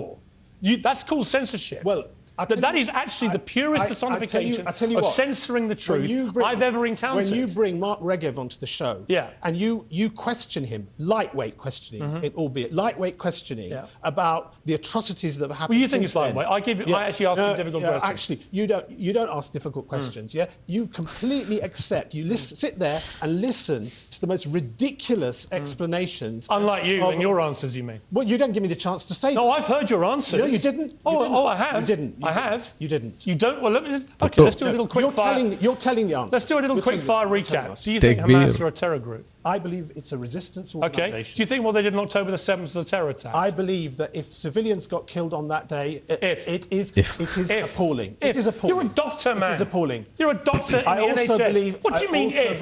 1,200 people got massacred. And 1% of the population. I can share your concerns about what's happened. You know you don't. Oh no, I do. No, I do. 16 years. 16 I cannot years believe a doctor is saying the words 16. If people got victims of atrocity. If on October the 7th. How can you say that? So what? You tell me this. What is a proportionate response to 16 years of living in a cage? No. What is a proportionate response? Not a terror attack. What is not it? A terror attack. If they just attacked IDF... Yeah, I've asked many times what is proportionate, so do you right? accept that? So you're saying just to attack the IDF would have been acceptable? I personally do not believe... Answer that. I'm answering just to attack Let me answer the your IDF question. Acceptable? I'm going to say this. We might be able to agree. I think okay, എന്തായാലും ഒരു മികച്ച talk show ആണ്. അത് full video നിങ്ങൾ കാണുന്നത് തന്നെയാണ് നന്നാവുക. അത് എനിക്കിടാൻ പറ്റില്ല, അത് അവരുടെ ചാനലിൽ തന്നെ കിട്ടും, പിയേഴ്സ് മോർഗൻ്റെ. ഇതിൽ പറയുന്നുണ്ട് ഒരു പ്രൊപ്പോർഷനേറ്റ് റെസ്പോൺസാണ് കൊടുക്കേണ്ടത്. ഇതൊക്കെ അസംബന്ധമാണ് നമ്മളെപ്പോഴും പറഞ്ഞു കഴിഞ്ഞിട്ടുള്ളത്. എങ്ങനെയാണ് ഒരു പ്രൊപ്പോർഷനേറ്റ് റെസ്പോൺസ് ഇതിനകത്ത് കൊടുക്കാൻ കഴിയുക? ഓക്കെ, ഇവിടെ 50 പേരെ കൊന്നു, ഓക്കെ നമുക്ക് അവിടെ പോയിട്ട് 50 പേരെ കൊല്ലാം. ഇവിടെ 200 നമുക്ക് അവിടെ പോയിട്ട് 200 കൊല്ലാം. ഇങ്ങനെയാണോ ഇത്? കൊന്നാണോ ഇത് തീർക്കേണ്ടത്? അങ്ങനെ ആ പ്രൊപ്പോർഷനേറ്റ് എന്ന് പറയുന്ന സാധനത്തെക്കുറിച്ച് ഒരാൾ പറയുന്നുണ്ടെങ്കിൽ അതിൻ്റെ അർത്ഥം അവരിപ്പോഴും ബിലീവ് ചെയ്യുന്നത് ഈ പല്ലിന് പല്ല്, കണ്ണിന് കണ്ണ് എന്ന് പറയുന്ന ആ പ്രാകൃത രീതിയിൽ തന്നെയാണ് അവർ ഇപ്പോഴും വിശ്വസിച്ചുകൊണ്ടിരിക്കുന്നത്. 6-ാം നൂറ്റാണ്ടിൽ നിന്ന് വണ്ടി കിട്ടിയിട്ടില്ല എന്ന് പറയുന്നതിൻ്റെ ഒരു കാരണം അതുകൂടിയാണ്. ഇത് എത്ര പറഞ്ഞിട്ടും ഇവർക്ക് മനസ്സിലാവുന്നില്ല എന്നുള്ളത് നമ്മളൊന്ന് ഓർക്കണം. എന്തായാലും ഇത് ആണ് ആ ഒരു വിഷയത്തെക്കുറിച്ചിട്ട് എനിക്ക് പറയാനുള്ളത്. എന്തായാലും അതവിടെ നിർത്തുന്നു. ഇനി നമ്മൾ ഇതിൽ തുടക്കത്തിൽ പറഞ്ഞ നമ്മളുടെ മിറ റോഡ് വിഷയം, അതുപോലെ അയോധ്യ വിഷയവുമായി ബന്ധപ്പെട്ട് നടത്തിയ ആ വാർത്തയിൽ 2 കാര്യമാണ് എനിക്ക് അവിടെ പറയാനുള്ളത്. ഒന്ന്, അതിൽ ആരാണ് തുടക്കമിട്ടത്, എന്താണ് അതിൻ്റെ ട്രിഗർ, അതുപോലെയുള്ള ഒരുപാട് കാര്യങ്ങൾ. ഇതിനെക്കുറിച്ചൊന്നും ഞാനിപ്പോൾ കമൻറ്റ് ചെയ്യാൻ ഉദ്ദേശിക്കുന്നില്ല. കാരണം എന്താണെന്ന് വെച്ചാൽ അതിൻ്റെ അന്വേഷണം നടക്കട്ടെ. അതിൻ്റെ യാഥാർത്ഥ്യങ്ങൾ പുറത്തു വരുമ്പോൾ സമയമെടുക്കുന്നൊരു പ്രോസസ്സാണ്. അത് ആ സമയത്ത് നമുക്കതിനെക്കുറിച്ച് പറയാം. പക്ഷേ അതിൽ ശ്രദ്ധയപ്പെട്ട 2 കാര്യങ്ങളാണ് എനിക്കിവിടെ പറയാനുള്ളത്. അതുമാത്രമാണ് നമ്മളിന്നിവിടെ ഉദ്ദേശിക്കുന്നുള്ളൂ. എന്താണ് അതിൽ ശ്രദ്ധയപ്പെട്ടത്? അപ്പോൾ ഒന്നാമത്തെ കാര്യം നമ്മൾ മാറ്റി വെക്കുന്നു, അതിൻ്റെ വസ്തുതകൾ, അതിലെ സംഭവ വികാസത്തിൻ്റെ ക്രൈം സ്റ്റേറ്റസ്, അത് നമ്മളുടെ വിഷയമല്ല ഇപ്പോൾ. അത് വരുമ്പോൾ നമുക്ക് പറയാമെന്ന് പറഞ്ഞു. അതിൻ്റെ രണ്ടാമത്തെ ഭാഗം എന്ന് പറയുന്നത് അതിലെ ചില കാര്യങ്ങളാണ്. അതിൽ 2 കാര്യങ്ങളാണ് അതിൽ നമ്മൾ കണ്ടത്. ഒന്ന്, ഒരു വയലൻസ് അവിടെ നടക്കുന്നു. അതിനുശേഷം ഗവൺമെൻറ് ഇൻ്റർവീൻ ചെയ്തിട്ട് അവരവിടെ ചെയ്യുന്ന ചില കാര്യങ്ങൾ. അതിൽ ഏറ്റവും പ്രധാനപ്പെട്ട ഒരു സംഗതിയായിരുന്നു ബുൾഡോസർ ഇറക്കിക്കൊണ്ട് നടത്തുന്നൊരു പരിപാടി. ബുൾഡോസർ രാജ് എന്നൊക്കെ നമ്മൾ വിളിക്കാറുണ്ട്. UP-യിലൊക്കെ നമ്മൾ സ്ഥിരമായിട്ട് പറഞ്ഞാണ്. അത് ശരിയല്ല എന്നൊക്കെ നമ്മൾ പറഞ്ഞിരുന്നു. അപ്പോൾ അത് ഇവിടെ കണ്ടു. അപ്പോൾ ആ സമയത്ത് 2 കാര്യങ്ങളാണ് ഈ വിഷയത്തിൽ നമ്മൾ മുന്നിലേക്ക് വരുന്നത്. ഒന്ന്, ഈ ഗഡൈസേഷൻ എന്ന് പറയുന്ന ഒരു വിഷയം, അതായത് ഈ ചേരി വൽക്കരണം എന്ന് വേണമെങ്കിൽ നമുക്ക് പറയാം. ഗെറ്റോകളായിട്ട് ആളുകൾ, അവരുടെ ആളുകൾ മാത്രമായിട്ട്, ഇത് നമ്മുടെ ഏരിയയാണ് എന്ന് പറഞ്ഞിട്ട് ആളുകൾ ഒതുങ്ങിക്കൂടുന്നൊരു പരിപാടി. ഇത് നമ്മളൊന്ന് ഇവിടെ ശ്രദ്ധ കൊണ്ടുപോകേണ്ട ഒരു വിഷയമാണ്. ഒന്നതാണ്.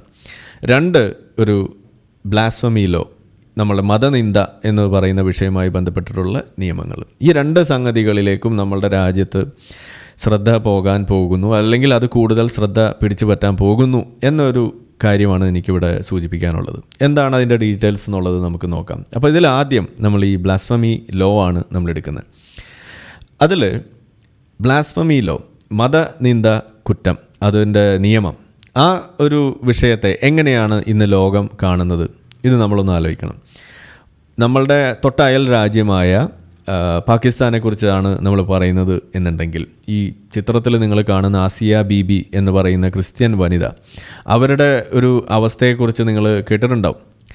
അവർ ഒരു വെള്ളം കോരുന്ന ഒരു സ്ഥലവുമായി ബന്ധപ്പെട്ട് അതിൽ ചെറിയ പ്രശ്നത്തിൽ തുടങ്ങി, അതൊരു വലിയ വിഷയമായി മാറി. അവർ മതനിന്ദ നടത്തി എന്ന് പറഞ്ഞുകൊണ്ട് അവരെ വേട്ടയാടി, അവർ ജയിലിലായി, അവരെ വധിക്കാൻ ഉത്തരവിട്ടു. പിന്നെ അവിടുന്ന് കഷ്ടിച്ച് നിയമ പോരാട്ടത്തിലൂടെ അവരവിടുന്ന് രക്ഷപ്പെടുന്നു. അവർ തെരുവിൽ വിട്ട് ആക്രമിക്കപ്പെടുന്ന അവസ്ഥ വരെ ഉണ്ടായിട്ടുണ്ട്. ഇത് സംബന്ധിച്ച് ഒരു നല്ല പ്രസൻറ്റേഷൻ നമ്മളുടെ എസൻസിൻ്റെ വേദിയിൽ ചെയ്തത് അവിടെ കിടപ്പുണ്ട്. ഞാനല്ല, മറ്റൊരു സുഹൃത്താണ് ചെയ്തിരിക്കുന്നത്. അത് നിങ്ങൾക്ക് കാണാവുന്നതാണ്.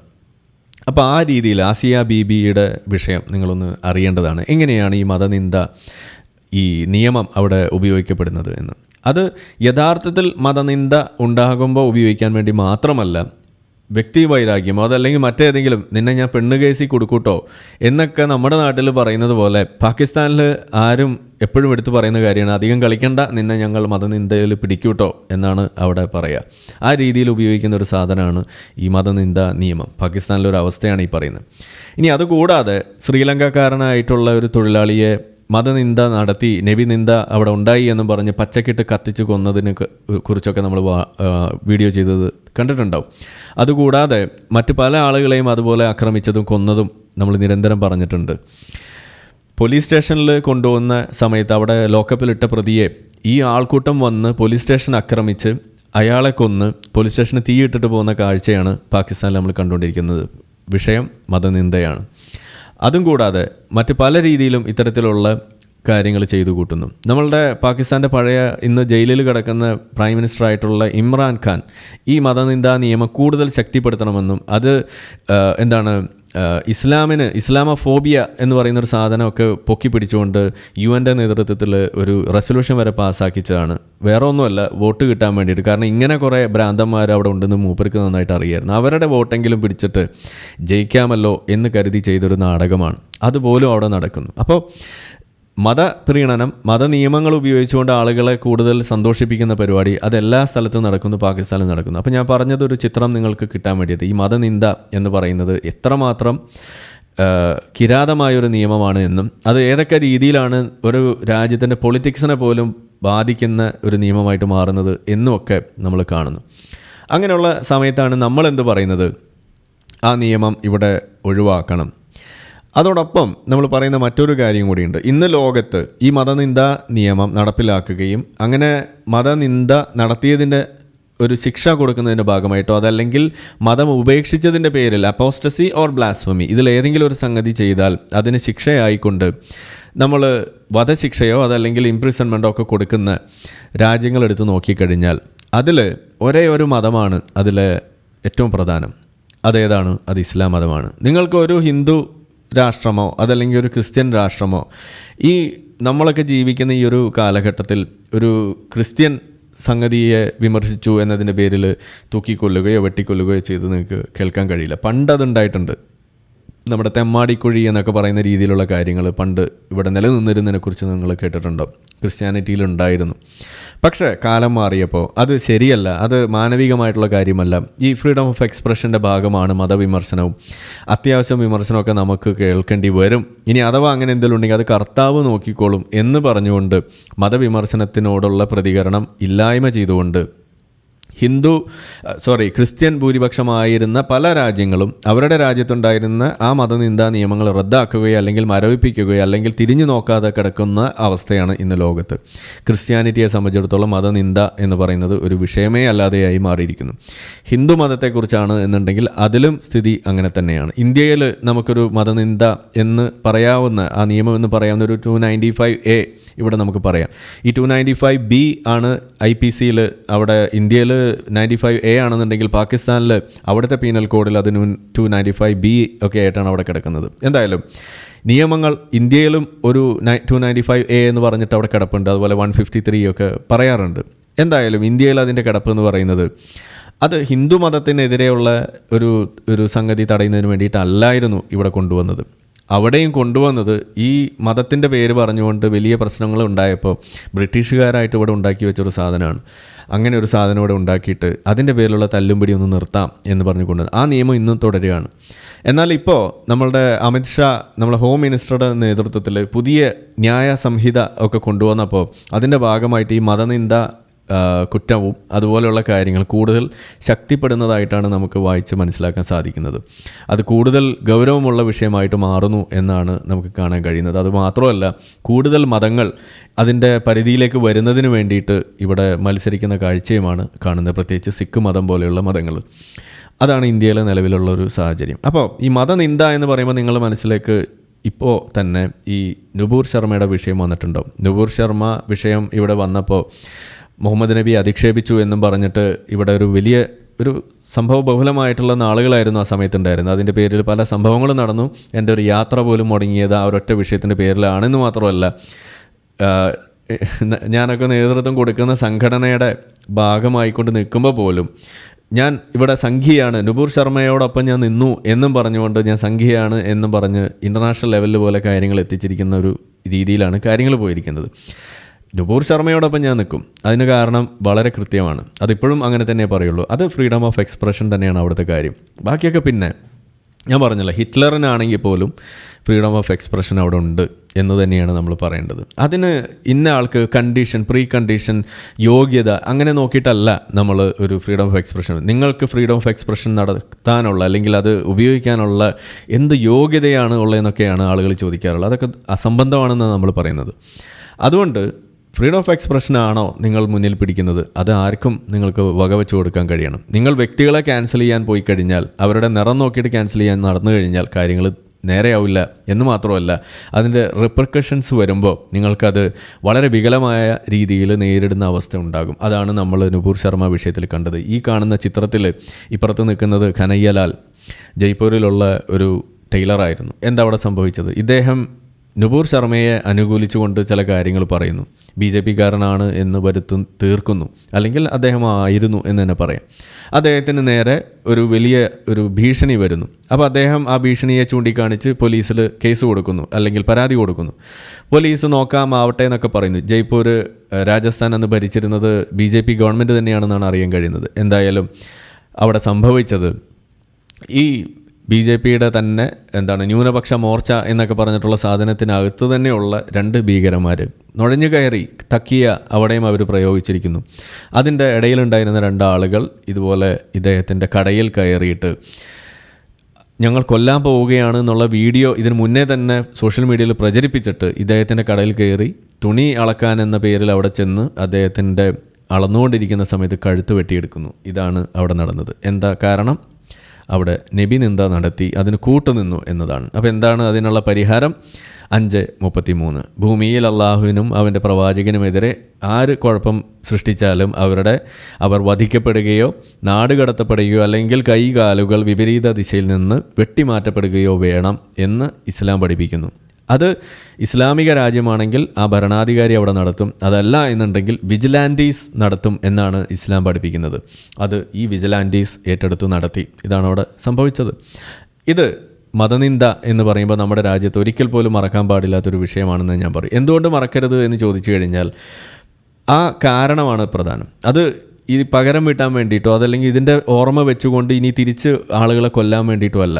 ഈ പ്രശ്നം പരിഹരിക്കേണ്ടതുണ്ട്. ഇതൊരു വലിയ പ്രശ്നമാണ്. ഈ പ്രശ്നമായിട്ട് അംഗീകരിക്കുക, ഈ പ്രശ്നത്തെ തിരിച്ചറിയുക എന്നുള്ളതാണ് ഇത് പരിഹരിക്കാനുള്ള ഒരു വലിയ മാർഗമായിട്ട് നമ്മളെപ്പോഴും പറയാറുള്ളത്. നമ്മൾ പറയാറുണ്ട്, the problem identified is a problem half solved എന്ന് നമ്മൾ പറയും. അത് തന്നെയാണ് ഇവിടെ സംഭവിക്കുന്നത്. ഇവിടെ ആ ഒരു ഐഡൻറ്റിഫിക്കേഷൻ നടക്കുന്നില്ല എന്നതാണ് വിഷയം. എന്നാൽ അതിലേക്കുള്ള ചില സൂചനകളാണ് ഇപ്പോൾ നടന്നുകൊണ്ടിരിക്കുന്ന ഈ കലാപം നമ്മുടെ മുന്നിലേക്ക് എത്തിക്കുന്നത് എന്നതാണ് നമ്മളിവിടെ പറയാൻ ആഗ്രഹിക്കുന്ന പ്രധാനപ്പെട്ട വിഷയം. അപ്പോൾ ഇവിടെ ഈ ഒരു മീറ റോഡ് ഇൻസിഡൻറ്റ്, അതിൻ്റെ വീഡിയോ ഞാൻ പ്രദർശിപ്പിക്കുന്നില്ല എന്ന് പറഞ്ഞെങ്കിൽ അതിലൊരു കണ്ട കാര്യം നിങ്ങളെ ശ്രദ്ധയിൽപ്പെട്ടിട്ടുണ്ടാവും. എന്താണ് അതിൽ കണ്ടത്? അയോധ്യ പ്രാണപ്രതിഷ്ഠ അവിടെ നടക്കുന്നു. അപ്പോൾ അത് ഭാഗമായിക്കൊണ്ട് ആഘോഷങ്ങൾ അവിടെ നടക്കുന്നു. അതിന് തലേ ദിവസം നടക്കുന്ന ചടങ്ങിൻ്റെ ഭാഗമായിട്ടൊക്കെ പല കാര്യങ്ങളും ചെയ്യുന്നു. അതിൽ ഒരു വിദ്വാൻ, ഒരു കാക്കാനാണെന്നാണ് മനസ്സിലാകുന്നത്. അതിൻ്റെ കൂടുതൽ ഇനി കാക്കാനല്ലേ ഒരു വ്യാജ സംഖ്യയാണോ എന്നൊക്കെ ഉള്ളത് പിന്നീട് നമുക്ക് അറിയാൻ പറ്റും. പോലീസ് അന്വേഷിക്കട്ടെ. എന്തായാലും കണ്ടത് ഇതാണ്. സോഷ്യൽ മീഡിയയിലൂടെ പ്രചരിക്കുന്നു. അതിൽ പറയുന്നത്, കാണുന്നത്, ഒരു മുസ്ലിമായിട്ടുള്ള വ്യക്തി ഒരു കൊടിയെടുക്കുന്നു, അത് ട്രൗസറിൻ്റെ ഉള്ളിൽ തിരുകുന്നു, അവിടെ ഒന്ന് കറക്കുന്നു, എന്നിട്ട് അതിനെ അവഹേളിക്കുന്നു. അതായത് മതനിന്ദ നടത്തുന്നത്. ഹിന്ദു മതത്തിൻ്റെ ഒരു ചിഹ്നമെന്ന് അല്ലെങ്കിൽ പവിത്രമെന്ന് അവർ കരുതുന്ന ആ കാവിക്കൊടി, അതിൽ ഓം എന്നൊക്കെ എഴുതിയതായിട്ട് കാണുന്നു. ആ സംഗതിയെ ഇതുപോലെ പ്രൈവറ്റ് പാർട്സ് പേ എന്താണ് ലിഖ്തേ ഹേ എന്നൊക്കെ പറഞ്ഞിട്ട് നമ്മുടെ മുല്ലാക്കന്മാർ നിലവിളിച്ചത് നമ്മൾ കണ്ടു പാകിസ്ഥാനിൽ നിന്ന്. എന്താ കണ്ടത്? പ്രൈവറ്റ് പാർട്ടീസിൽ അള്ളാഹുന്ന് മുഹമ്മദ് എന്നൊക്കെ എഴുതിയാണ് ഇസ്ലാമിനെ അവഹേളിക്കുന്നു എന്ന് പറഞ്ഞ പോലെ ആ രീതിയിൽ ഇവരെന്താ ചെയ്തത്? ഈ കൊടി അവിടെ വെച്ച് റബ്ബ് ചെയ്തുകൊണ്ട് അങ്ങനെ കാണിക്കുന്നു. പിന്നെ നമ്മൾ കാണുന്ന വീഡിയോയിൽ അടുത്തത് കണ്ടത് ഈ ചെയ്ത വ്യക്തിയെ പിടിക്കുന്നു, അടിക്കുന്നു, അവൻ്റെ തുണി ഉരിഞ്ഞിട്ട് അവിടെ പടക്കം പൊട്ടിക്കുകയോ എന്തൊക്കെയോ ചെയ്യുന്നതായിട്ട് കാണുന്നു. സിഗരറ്റ് കുത്തി എന്നൊക്കെയാണ് അറിയുന്നത്. എന്തായാലും വളരെ ക്രൂരമായിട്ടുള്ള രീതിയിൽ അതൊരു അക്രമമായിട്ട് മാറി. ഇതാണ് അവിടെ കാണാൻ കഴിയുന്നത്. അപ്പോൾ നമ്മൾ അവരോട്, അല്ലെങ്കിൽ എനിക്ക് അവരോട് പറയാനുള്ളത്, അല്ലെങ്കിൽ ഈ തരത്തിൽ മത അവഹേളനം നടത്തുന്ന ആളുകളോട് പറയാനുള്ളത് രണ്ട് കാര്യമാണ്. ഒന്ന്, ഇസ്ലാമിൽ നിങ്ങൾക്ക് ഒരു കാര്യം ചൂണ്ടിക്കാണിച്ചുകൊണ്ട് മുസ്ലിങ്ങളെ ഒരിക്കലും ഉപദേശിക്കാൻ കഴിയില്ല മറ്റു മതങ്ങളെ ബഹുമാനിക്കണം എന്നുള്ളത്. കാരണം ഇസ്ലാം പഠിപ്പിക്കുന്നത് മറ്റു മതങ്ങളെ അവഹേളിക്കുന്ന രീതി തന്നെയാണ്. അതായത് ക്രിസ്ത്യാനികളെയും ജൂതന്മാരെയും പ്രത്യേകിച്ച് കാഫിറുകളെയൊക്കെ വഴിപിഴച്ചവർ എന്ന് വിളിക്കുന്നു. അതോടെ കന്നുകാലികളെന്ന് വിളിക്കുന്നു. അതുപോലെ നമ്മൾ പറയാറുണ്ട് വൈരിൽ മൗലൂബി അലൈഹിം വലല്ലാലീൻ എന്ന് പറയുന്നു. എന്താണ്? വഴിപിഴച്ചവരും ദുർമാർഗികൾ ആരാണ്? ക്രിസ്ത്യാനികളും ജൂതന്മാരും. ഈ രീതിയിൽ മറ്റു മതങ്ങളെ അവഹേളിച്ച് അവരുടെ ആരാധനാലയങ്ങളെ, കാബ പിടിച്ചെടുത്ത സമയത്ത് വിഗ്രഹങ്ങൾ തല്ലിച്ചതച്ചതിനെ കുറിച്ച് നമ്മൾ പറഞ്ഞിട്ടുണ്ട്. ഇങ്ങനെയുള്ള ഓരോ കാര്യങ്ങൾ ചെയ്ത് അന്യമത അക്രമം, അതിനെതിരെയുള്ള വിദ്വേഷം പടർത്തി തന്നെയാണ് ഇസ്ലാം നിൽക്കുന്നത്. അപ്പോൾ അതുകൊണ്ട് നിങ്ങൾക്ക് ഇസ്ലാമിൽ അധ്യാപനം പറഞ്ഞുകൊണ്ട് മുഹമ്മദ് നബി സല്ലല്ലാഹു അലൈഹി വസല്ലം ഇങ്ങനെയാണ് പറഞ്ഞത്, അതുകൊണ്ട് നിങ്ങളത് ചെയ്യരുത് എന്ന് പറഞ്ഞിട്ട് നിങ്ങൾക്കത് തടയാൻ കഴിയില്ല. പക്ഷെ ഒരു കാര്യം പറയാൻ കഴിയും, അതായത് മുഹമ്മദ് നബി പറയാത്ത കാര്യങ്ങൾ നിങ്ങൾ പലപ്പോഴും പറഞ്ഞു നടക്കാറുണ്ട്. അത് ഇതാണ്, to insult is not freedom എന്ന് പറയുന്നു. അപ്പോൾ നിങ്ങൾ മനസ്സിലാക്കേണ്ട ഒരു കാര്യം, നിങ്ങൾ എന്ത് കാര്യങ്ങൾ എടുത്തിട്ടാണോ, ചെറി പിക്ക് ചെയ്തിട്ടാണോ ഇന്ത്യൻ കോൺസ്റ്റിറ്റ്യൂഷൻ നിങ്ങൾക്ക് ആവശ്യാനുസരണം മുറിച്ചെടുക്കാൻ പറ്റുന്ന ഒരു അലുവയായിട്ടാണല്ലോ നിങ്ങൾ കൊണ്ടു നടക്കുന്നത്. ആ അലുവ കഷ്ണങ്ങൾ നിങ്ങൾ എടുക്കുന്ന പോലെ നിങ്ങൾക്ക് ആവശ്യമുള്ള ആർട്ടിക്കിൾസൊക്കെ ഇങ്ങനെ എടുക്കും കോൺസ്റ്റിറ്റ്യൂഷനിൽ നിന്ന്. അതിൽ നിങ്ങൾ എടുക്കുന്ന പ്രധാനപ്പെട്ട ഏറ്റവും വലിയ കഷ്ണമാണ് ഫ്രീഡം ഓഫ് റിലീജിയൻ എന്ന് പറയുന്നതും അതുപോലെ ഫ്രീഡം ഓഫ് എക്സ്പ്രഷൻ എന്നൊക്കെ പറയുന്നത്. അത് നിങ്ങളെടുത്തിട്ട് നിങ്ങൾക്ക് to freely profess and to practise religion എന്ന് പറയുന്ന സാധനം നിങ്ങൾ എടുക്കുന്നു. ആർട്ടിക്കിൾ 25ഉം 24 നമ്മൾ പറയാറുണ്ട്. അത് എടുത്തിട്ട് നിങ്ങൾ പറയും, ഇവിടെ റിലീജിയൻ പ്രാക്ടീസ് ചെയ്യും, അതാണ് ഞങ്ങൾ ചെയ്യുന്നത് എന്ന് പറയും. അപ്പോൾ നിങ്ങൾ മനസ്സിലാക്കേണ്ടത്, നിങ്ങൾക്ക് എത്രത്തോളം അതിനുള്ള അവകാശമുണ്ടോ അതേ തുല്യമായ അവകാശം എല്ലാ മതങ്ങൾക്കുണ്ട് എന്നുള്ളത് നിങ്ങൾ ആദ്യം മനസ്സിലാക്കണം. അവിടെയാണ് ഈ തരത്തിലുള്ള അക്രമങ്ങൾ വരുമ്പോൾ, അതിലേക്ക് വഴിവെക്കുമ്പോൾ അവിടെ മുസ്ലിങ്ങളുടെ പങ്ക് അവിടെ പരാമർശിക്കപ്പെടാതെ പോകുന്നതും അത് അവർക്ക് നേരെയുള്ള വിഷയമായിട്ട് വരുമ്പോൾ മാത്രം വലിയ ചർച്ചയായിട്ട് മാറുന്നതും അത് ശരിയാകില്ല. ഇതുപോലെ പ്രൊസഷൻസിന് എതിരെ അല്ലെങ്കിൽ അതിന് നേരെയുള്ള അക്രമങ്ങൾ ഇതിനു മുന്നേ പലപ്പോഴും കയ്യോടെ പിടികൂടിയിട്ടുണ്ട് എന്നുള്ളതാണ്. ഇത് ഈ മീറ റോഡിൽ ഇപ്പോൾ പറഞ്ഞു വെക്കുന്നത് അങ്ങനെ ഒരു പ്രൊസഷൻ നടന്നപ്പോൾ അതിലേക്ക് മുസ്ലിങ്ങളുടെ ഭാഗത്തു നിന്ന് ചില മുദ്രാവാക്യങ്ങൾ അവർ വിളിച്ച സമയത്ത് അതിൽ വലിയ വിഷമം തോന്നിയിട്ട് അതിൽ ഒരു അജിറ്റേറ്റഡ് ആയിട്ട് അതിലേക്ക് കല്ലെടുത്തെറിഞ്ഞു എന്നൊക്കെയാണ് പറയുന്നത്.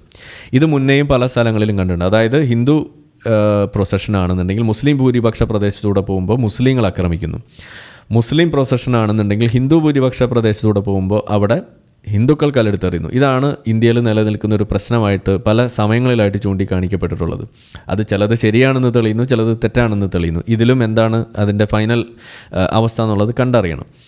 എന്തായാലും അതിലേക്ക് ഞാൻ പോകുന്നില്ല. പക്ഷെ ഇവിടെ കണ്ടത് ഈ ഭൂരിപക്ഷ പ്രദേശം എന്ന് പറയുന്നൊരു പ്രദേശം അതുണ്ടാകാൻ പാടില്ല എന്നുള്ളതാണ് എനിക്കിവിടെ പറയാനുള്ളത്. അതാണ് ഞാനിതിൽ പറയാൻ ഉദ്ദേശിക്കുന്ന ആ രണ്ടാമത്തെ വശം എന്ന് പറയുന്നത് ഈ ഗെറ്റോസ് ഉണ്ടാകുന്ന ഒരു വിഷയം.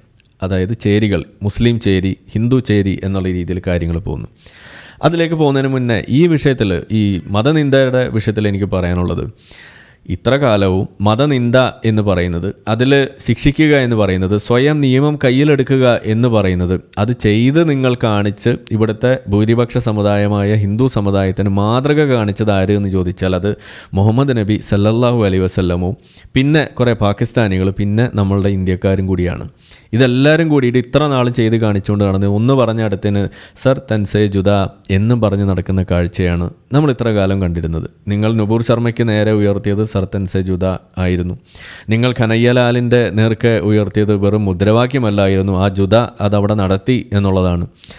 അതേപോലെ പല ആളുകൾക്ക് നേരെയും നിങ്ങൾ ഈ മുദ്രാവാക്യങ്ങൾ നടത്തിയിട്ടുണ്ട് എന്നുള്ളത് ഇവിടെ വസ്തുതയാണ്. അങ്ങനെ ഇരിക്കുന്ന സമയത്ത് ഇന്ന് നമ്മുടെ നാട്ടിൽ കണ്ടുകൊണ്ടിരിക്കുന്ന കാര്യം, ഒരു ഏകദൈവത്തിൻ്റെ കീഴിലേക്ക് ഹിന്ദു സമൂഹവും മാറുന്നു. രാമൻ എന്ന് പറയുന്ന ഒരു ഏകദൈവമായിട്ട് വേണമെങ്കിൽ കാണാം. ഇന്നെല്ലാവരും രാമഭക്തന്മാരായിട്ട് മാറിയിരിക്കും. എനിക്കൊക്കെ അറിയാറുള്ള പരിചയമുള്ള കൃഷ്ണഭക്തരായിട്ടുള്ള ആളുകൾ പോലെ ഇപ്പോൾ രാമനെ ആരാധിക്കുന്നതാണ് കാണുന്നത്. ഒക്കെ ഒരേ ആളുകളൊക്കെ ആയിരിക്കാം, എന്തു തന്നെയായാലും കൃഷ്ണനൊക്കെ ഇപ്പോൾ മാറി നിൽക്കുകയാണ്. എല്ലാവർക്കും ഇപ്പോൾ രാമനെ മതി എന്നുള്ളതാണ് അവസ്ഥ. അപ്പോൾ ഒരു ഏകദൈവ അല്ലെങ്കിൽ ആ ഒരു സെമറ്റൈസ് ചെയ്യപ്പെടുന്ന ഹിന്ദു മതം നമ്മുടെ രാജ്യത്ത് നടക്കുന്നു. അപ്പോൾ ഒരു തരത്തിൽ നോക്കിക്കഴിഞ്ഞാൽ അത്തരത്തിലുള്ള ഒരു ഏകീകരണം നല്ലതല്ലേ എന്ന് നമ്മൾ നോക്കുമെങ്കിൽ നമ്മളെപ്പോഴും പറയാറുണ്ട് നല്ലതല്ല എന്നേ ഞാൻ പറയുള്ളൂ. കാരണം മോണോതീസം എന്ന് പറയുന്നത് ഒരു ഫാഷിസമാണ് എങ്കിൽ ഇന്നിവിടെ ഇന്ത്യയിൽ നിലനിൽക്കുന്ന ഹിന്ദു വിശ്വാസത്തിൻ്റെ ഒരു പ്രത്യേകതയായിട്ട് ഞാൻ പറയുന്നത് അതിൽ ഈ ഒരു പോളിത്തിസ്റ്റിക് ആറ്റിറ്റ്യൂഡ് അത് ഇൻഹെറൻ്റ്ലി ഒരു ഡെമോക്രസിക്ക് വഴിവെക്കുന്നു എന്നുള്ളത് നമ്മൾ പറയുന്നുണ്ടെങ്കിൽ, നിങ്ങൾ ഈ ഹിന്ദുമത വിശ്വാസികളെ ഒരു ഏകദൈവത്തിൻ്റെ കീഴിലേക്ക്, ഒരു രൂപത്തിൻ്റെ കീഴിലേക്ക് കൊണ്ടെത്തിക്കുന്ന രീതിയിലേക്ക് കാര്യങ്ങൾ കൊണ്ടുവന്നാൽ അതിനർത്ഥം അവർ ആ അൺഡെമോക്രാറ്റിക്കായി മാറുന്നു എന്ന് തന്നെയാണ് നമ്മളവിടെ പറയേണ്ടതായിട്ട് വരിക. അതായത് അവരുടെ ആ ഇൻഹറൻറ്റ് ക്വാളിറ്റി ആയിട്ട് അവരറിയാതെ കൊണ്ട് നടന്നിരുന്ന ആ ഡെമോക്രസിയിലേക്ക് പോകാൻ സാധ്യതയുള്ളൊരു വശം അത് പതിയെ ഇല്ലാതെയാകുന്നു എന്നതാണ് നമുക്ക് അവിടെ അനുമാനിക്കേണ്ടി വരിക. അത് അപകടമാണ്. ഇന്നിപ്പോൾ അതിലേക്കാണ് കാര്യങ്ങൾ പോയിക്കൊണ്ടിരിക്കുന്നത്. ഇന്നിപ്പോൾ നമ്മൾ കാണുന്ന ഈ ഒരു അക്രമങ്ങൾ അത് സൂചിപ്പിക്കുന്നത് സനാതന ധർമ്മത്തിൽ വേണ്ടി വന്നാൽ വാളെടുക്കാനും ഉള്ള വകുപ്പുണ്ട് എന്നുള്ളത് കൂടുതൽ വ്യക്തമാകുന്നു എന്ന് തന്നെയാണ്. ഇപ്പോൾ കഴിഞ്ഞ ദിവസമൊക്കെ നമ്മളുടെ ഒന്ന് രണ്ട് സംഘി സുഹൃത്തുക്കളുമായിട്ടൊക്കെ ഈ വിഷയത്തിൽ ചെയ്ത വീഡിയോയുടെയൊക്കെ പ്രതികരണം എന്നുള്ള രീതിയിൽ അവർ നമുക്ക് മെസ്സേജ് ഇട്ടു. ഇത് കേൾക്കുന്നുണ്ടെങ്കിൽ ക്ഷമിക്കുക, ഞാനതൊന്ന് തുറന്ന് പറയാമെന്ന് വിചാരിക്കും, പേരൊന്നും പറയുന്നില്ല. എന്തായാലും അവർ അതിനകത്ത് സമ്മതിക്കുകയാണ്, അല്ലെങ്കിൽ അവരതിനകത്ത് എന്നോട് ആവശ്യപ്പെടുന്നൊരു കാര്യമാണ്, ഞാൻ പറഞ്ഞത് ശരിയല്ല, ഇത് അങ്ങനെ എന്നും സഹിക്കേണ്ട വിഷയമല്ല, ഇതിന് ഒരു പരിഹാരമുണ്ടാകാൻ വാളെടുക്കേണ്ടി വന്നാൽ വാളെടുക്കണം, സനാതനധർമ്മം അതുതന്നെയാണ് പഠിപ്പിക്കുന്നത് എന്ന് പറഞ്ഞ് എന്നെ തിരുത്തുന്നു. അല്ലെങ്കിൽ അത് തന്നെയാണ് അതിൻ്റെ വഴി, അത് ശരിയാണ്, ആ പള്ളി തകർത്തത് ശരിയാണെന്ന് പറഞ്ഞു. ഞാൻ പറഞ്ഞു പള്ളി തകർത്തത് വലിയ തെറ്റാണ്, അതൊരു കാരണവശാലും നടക്കാൻ പാടില്ല, അത് വയലൻസ് ആണ്, അത് ശരിയല്ല എന്ന് ഞാൻ പറയുന്നു. നിങ്ങൾക്ക് 14 വർഷം വനവാസത്തിന് പോയ രാമനെക്കുറിച്ച് പറയാമെങ്കിൽ ജനാധിപത്യ രീതിയിലൂടെ ആധുനിക മനുഷ്യൻ കൈക്കൊള്ളേണ്ട രീതിയിലൂടെ അത് ഒരു സൊല്യൂഷനിലേക്ക് എത്തുന്നതിന് വേണ്ടിയിട്ട് ഇനിയും ഒരു 14 വർഷം കാത്തു നിൽക്കേണ്ടി വന്നാൽ എന്താണ് അതിന് കുഴപ്പമുള്ളത്? അതല്ലേ ഇവിടുത്തെ ആളുകൾ അവിടെ ഉയർത്തിപ്പിടിക്കുക, ഞങ്ങൾ സമാധാനത്തിന് വേണ്ടി നിലകൊണ്ടു എന്ന് പറയുന്നതാണോ നിങ്ങൾക്ക് ഒരു ഔന്നിത്യമായിട്ട് കാണുക അല്ലെങ്കിൽ അതിന് സാധിക്കുക? അതോ ഞങ്ങൾ കൂടുതൽ കാത്തൊന്നുമില്ല, ചടപടയെന്ന് കാര്യങ്ങൾ തീരുമാനമാക്കി അത് പൊളിച്ചു പണിതു എന്ന് പറയുന്നതിലാണോ നിങ്ങൾക്ക് ഒരു ഔന്നിത്യം ഫീൽ ചെയ്യുക? ഞാൻ പറയാം, അത് സമാധാനം സംസ്ഥാപിക്കുന്നതിൽ നിങ്ങൾ എന്തൊക്കെ ചെയ്തിട്ടുണ്ടെങ്കിൽ അതിലാണ് നമ്മൾ ഊറ്റം കൊള്ളേണ്ടത് എന്നാണ്. അതല്ലാതെ വയലൻസ് കാണിച്ചിട്ട് കാര്യങ്ങൾ ചെയ്യുന്നതിൽ ഒരു ഔന്നിത്യവും കാണാൻ എനിക്കില്ല. അത് ആർക്കും ചെയ്യാൻ പറ്റും, ഏത് കാട്ടാളനും ചെയ്യാനും പറ്റുന്ന കാര്യമാണെന്നാണ് പറയുന്നത്. നിങ്ങൾ രാമനെ ഒരു വെറും കാട്ടാളനാക്കി മാറ്റുന്നതിന് തുല്യമാണെന്നാണ് എനിക്ക് അവിടെ പറയാനുള്ളത്. മാത്രമല്ല, ഈ ഇസ്ലാം പോലെയല്ല സനാതനധർമ്മം ഭയങ്കര സംഭവമാണെന്ന് പറയുന്നിടത്ത് ഇത് ചെയ്തു വെക്കുമ്പോൾ ഇത് ഒന്ന് തന്നെയാണെന്ന് വരുന്നു. ഇനി ഈ ഒരു വിഷയത്തിൽ അത് തട്ടിച്ച് പറയുകയാണെങ്കിൽ എന്താ സംഭവിക്കുന്നത്? ഹിന്ദു മതത്തിലൂടെ വിശ്വസിക്കുന്ന ആളുകൾ വയലൻസിലേക്കൊന്നും തിരിയാതെ ഇത് അവരുടെ കാര്യമല്ലേ എന്ന് വിചാരിച്ച് പോയിരുന്ന ആളുകൾ ഇന്ന് ഇതുപോലെയുള്ള കാര്യങ്ങൾ കണ്ട് സർത്തൻസ് ജുദ കേട്ട് ഇന്നിപ്പോൾ അവരും പ്രതികരിക്കാൻ തുടങ്ങുന്നു. ഹിന്ദു ഉണരുന്നു, കൂടുതൽ ഹിന്ദുക്കൾ ഉണർന്നുകൊണ്ടിരിക്കുന്നു എന്നതാണ് നമ്മുടെ നാട്ടിൽ സംഭവിച്ചുകൊണ്ടിരിക്കുന്നത്. നാടിൻ്റെ അവസ്ഥ വലിയ പരിതാപകരമായ ഒരു അവസ്ഥയിലേക്ക് പോകുമെന്നും ഈ നാട്ടിലെ കുട്ടികൾ ഇങ്ങനെ ജീവനും കൊണ്ട് ഓടുന്ന, നമ്മൾ അഫ്ഗാനിസ്ഥാനിൽ നിന്ന് എങ്ങനെയാണോ എയറോപ്ലെയിൻ്റെ ചിറക് പിടിച്ചിട്ട് പറന്ന് രക്ഷപ്പെടാൻ നോക്കിയത്, സമാനമായ രീതിയിൽ ഇന്ത്യയിൽ നിന്ന് ചിറക് പിടിച്ചിട്ടൊന്നും പോകേണ്ടി വരില്ല. എന്നാലും ഈ വിമാനത്തിനകത്ത് കയറിയിട്ടൊരു പോക്കങ്ങ് പോയാൽ തിരിച്ചൊരാളും വരാനുണ്ടാവില്ല എന്നാണ് പറയുന്നത്. US-ലെയൊക്കെ പല പട്ടണങ്ങളും ഗോസ്റ്റ് ടൗൺസായി മാറിക്കൊണ്ടിരിക്കുന്നു എന്ന് പറയുന്ന ഒരു പ്രവണത അത് നമ്മളുടെ നാട്ടിൽ ഇതിനോടകം തന്നെ നമ്മൾ പറഞ്ഞുകൊണ്ടിരിക്കുന്നു. ജപ്പാനിലുള്ള വിഷയത്തെക്കുറിച്ച് നമ്മൾ പറയാറുണ്ട്, ഇതുപോലെയുള്ള ഗോസ്റ്റ് ടൗൺസിനെ കുറിച്ചിട്ട്. കേരളത്തിൽ ഇതിനോടകം അത് കണ്ടു തുടങ്ങിയിരിക്കുന്നു എന്നാണ് പറയുന്നത്. അതായത് ആളില്ല, പ്രോപ്പർട്ടീസ് വിൽക്കാൻ വാങ്ങിക്കാൻ പോലും ആളില്ല, വിൽക്കുന്നത് വിലയ്ക്ക് വിറ്റൊഴിവാക്കുന്ന അവസ്ഥയിലേക്ക് കാര്യങ്ങൾ പോകുന്നു. നമ്മളുടെ മധ്യ കേരളത്തിലെ അവസ്ഥയാണ് ഈ പറയുന്നത്. കൂടുതൽ ആളുകൾ കേരളം വിട്ടു പോകുന്നു എന്ന് പറയുന്നത് കേരളത്തിലെ മാത്രം അവസ്ഥയല്ല, ഇന്ത്യയിലെ മൊത്തം അവസ്ഥയാണ്. 2 ലക്ഷത്തിലധികം ആളുകളാണ് ഓരോ വർഷവും ഇന്ത്യയിൽ നിന്ന് പുറത്തേക്ക് ഇമിഗ്രേറ്റ് ചെയ്ത് പോകുന്നതെന്ന് പറയുന്നു. എന്താ കാരണം? ഇതുപോലെയുള്ള സാമൂഹിക അന്തരീക്ഷങ്ങൾ വഷളാകുന്ന ഘടകങ്ങൾ തന്നെയാണ് അതിലേക്ക് വഴിവെക്കുന്നത്. അപ്പോൾ ഇവിടെ എനിക്ക് പറയാനുള്ളത്, ഈ ബ്ലാസ്ഫമി എന്ന് പറയുന്ന സംഗതി 2 ഓപ്ഷനേ ഉള്ളൂ നമ്മുടെ മുന്നിൽ. ഒന്നുകിൽ അതിനെ ശക്തിപ്പെടുത്തുക, അതല്ലെങ്കിൽ അത് എടുത്തു കളഞ്ഞ് ഈ ബ്ലാസ്ഫമി ഒരു ബർത്ത് റൈറ്റായിട്ട് പ്രഖ്യാപിക്കുക എന്നുള്ളതാണ്. ഞാൻ പറയുന്നത്, ഇത് ശക്തിപ്പെടുത്താൻ പോയി കഴിഞ്ഞാൽ എല്ലാവർക്കും തുല്യ പ്രാധാന്യത്തോടു കൂടി കൊടുക്കാൻ നിങ്ങൾ ശ്രമിച്ചുകൊണ്ടിരുന്നാൽ അതൊരിക്കലും നടക്കാൻ പോകുന്നില്ല. അത് ഈ വിഷയത്തെ ഒരിക്കലും ലഘൂകരിക്കാൻ പോകുന്നില്ല. എന്നാൽ ഇത് എടുത്തു കളഞ്ഞിട്ട് ഇത് ലഘൂകരിച്ചു കഴിഞ്ഞാൽ, അതായത് ഈ ആർക്കും ദൈവത്തെ വിമർശിക്കാം എന്നുള്ളൊരു നില വന്നു കഴിഞ്ഞാൽ പിന്നെ ഇവിടെ ആ ഒരു വിഷയം ഉണ്ടാവില്ല. കാരണം ഈ പറയുന്ന കാര്യങ്ങളൊക്കെ കൂടുതൽ വെളിച്ചത്ത് വരികയും വിമർശിക്കാനൊന്നും പിന്നെ ഒന്നുമില്ല, ഇതൊക്കെ കേട്ടിട്ടുണ്ട് എന്ന് നമ്മൾ പണ്ട് ഇന്നസെൻ്റ് പറയുന്ന ലെവലിലേക്ക് പോകും. ഡീസെൻസിറ്റൈസേഷൻ ഈസി ആവും എന്നതാണ് പറയുന്നത്. ഇപ്പോൾ നമ്മൾ ഇങ്ങനെ എടുത്തു വെച്ച് മെനകെട്ടി ഇങ്ങനെ കാര്യങ്ങളൊക്കെ പറഞ്ഞ് തെളിവ് കാണിച്ചൊക്കെ ഇങ്ങനെ ചെയ്യേണ്ടി വരുന്നതുകൊണ്ടാണ്. ഇത് വേറെ ആർക്കും ചെയ്യാൻ പറ്റാത്തൊരു അവസ്ഥയിലാണ് ഇന്ന് നിൽക്കുന്നത്. ഇത് ഹിന്ദുക്കൾ ആരെങ്കിലും ചെയ്താൽ, ഹിന്ദു നാമധാരിയാണ് ചെയ്യുന്നത് എന്നുണ്ടെങ്കിൽ ഉടനെ അവനെ ഈ 295 പിടിച്ചിടും. ഇതാണ് സംഭവിക്കുന്നത്.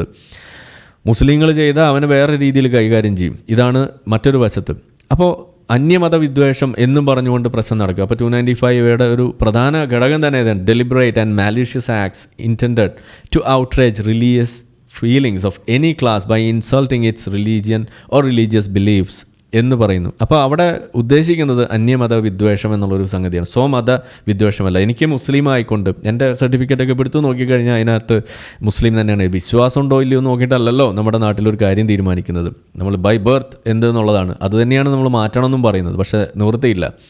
എന്തായാലും ഞാൻ ഒരു കാക്കാനാണ് നിലവിൽ ഈ ഒരു ഘടകം കൊണ്ട്. അപ്പോൾ അങ്ങനെ വരുമ്പോൾ എനിക്ക് ധൈര്യമായിട്ടത് ചെയ്യാൻ പറ്റുന്നു. കാരണം എൻ്റെ നേർക്ക് 295A ചുമത്താൻ കഴിയില്ല. ചുമത്തിയാൽ തന്നെ കൂളായിട്ട് ഇറങ്ങിപ്പോരും.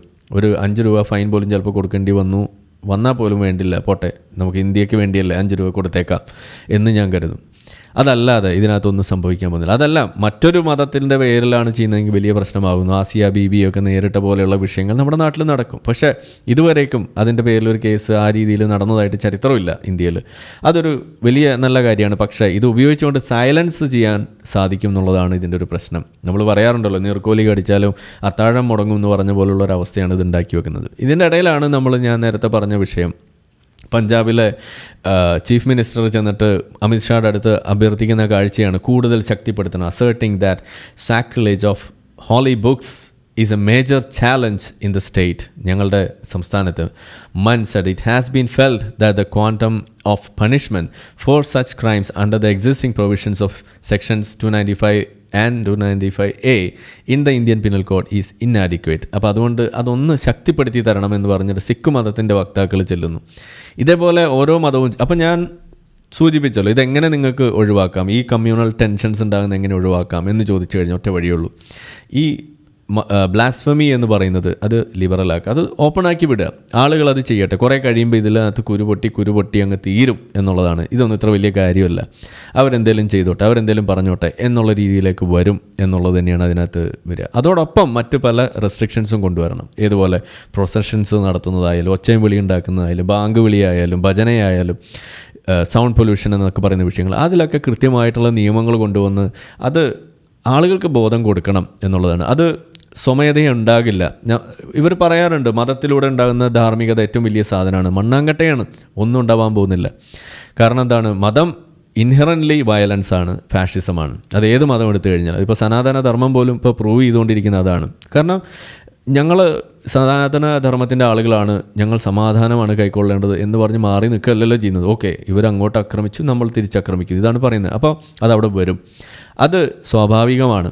അത് തടയണമെന്നുണ്ടെങ്കിൽ മതം വെച്ചുകൊണ്ട് നിങ്ങൾക്ക് തടയാൻ കഴിയില്ല എന്നാണ് പറയുന്നത്. പകരം മതമില്ലായ്മയിലൂടെയാണ്, അതിനെ മത ഇതരമായ നിയമങ്ങളിലൂടെയാണ് നിങ്ങൾക്കത് സാധിക്കുള്ളൂ. അതിന് ശക്തിപ്പെടുത്തേണ്ടത് നമ്മൾ റൂൾ ഓഫ് ലോ എന്ന് പറയുന്ന സാധനമാണ് ഇവിടെ ശക്തിപ്പെടുത്തേണ്ടത്. അതിലൊരു വലിയ മാതൃക ഇവിടുത്തെ ഹിന്ദു സമുദായത്തിൻ്റെ ഭാഗത്തു നിന്നുണ്ട്. കാരണം ഇതുപോലുള്ള പ്രശ്നങ്ങൾ ഉണ്ടാകുമ്പോൾ അവർ എല്ലായ്പ്പോഴും നിയമം കയ്യിലെടുത്തിട്ടില്ല. അങ്ങനെ എടുക്കാൻ സാധിക്കുമായിരുന്ന അവസ്ഥകളിൽ പലതിലും അവർ സംയമനം പാലിച്ചിട്ടുണ്ട്.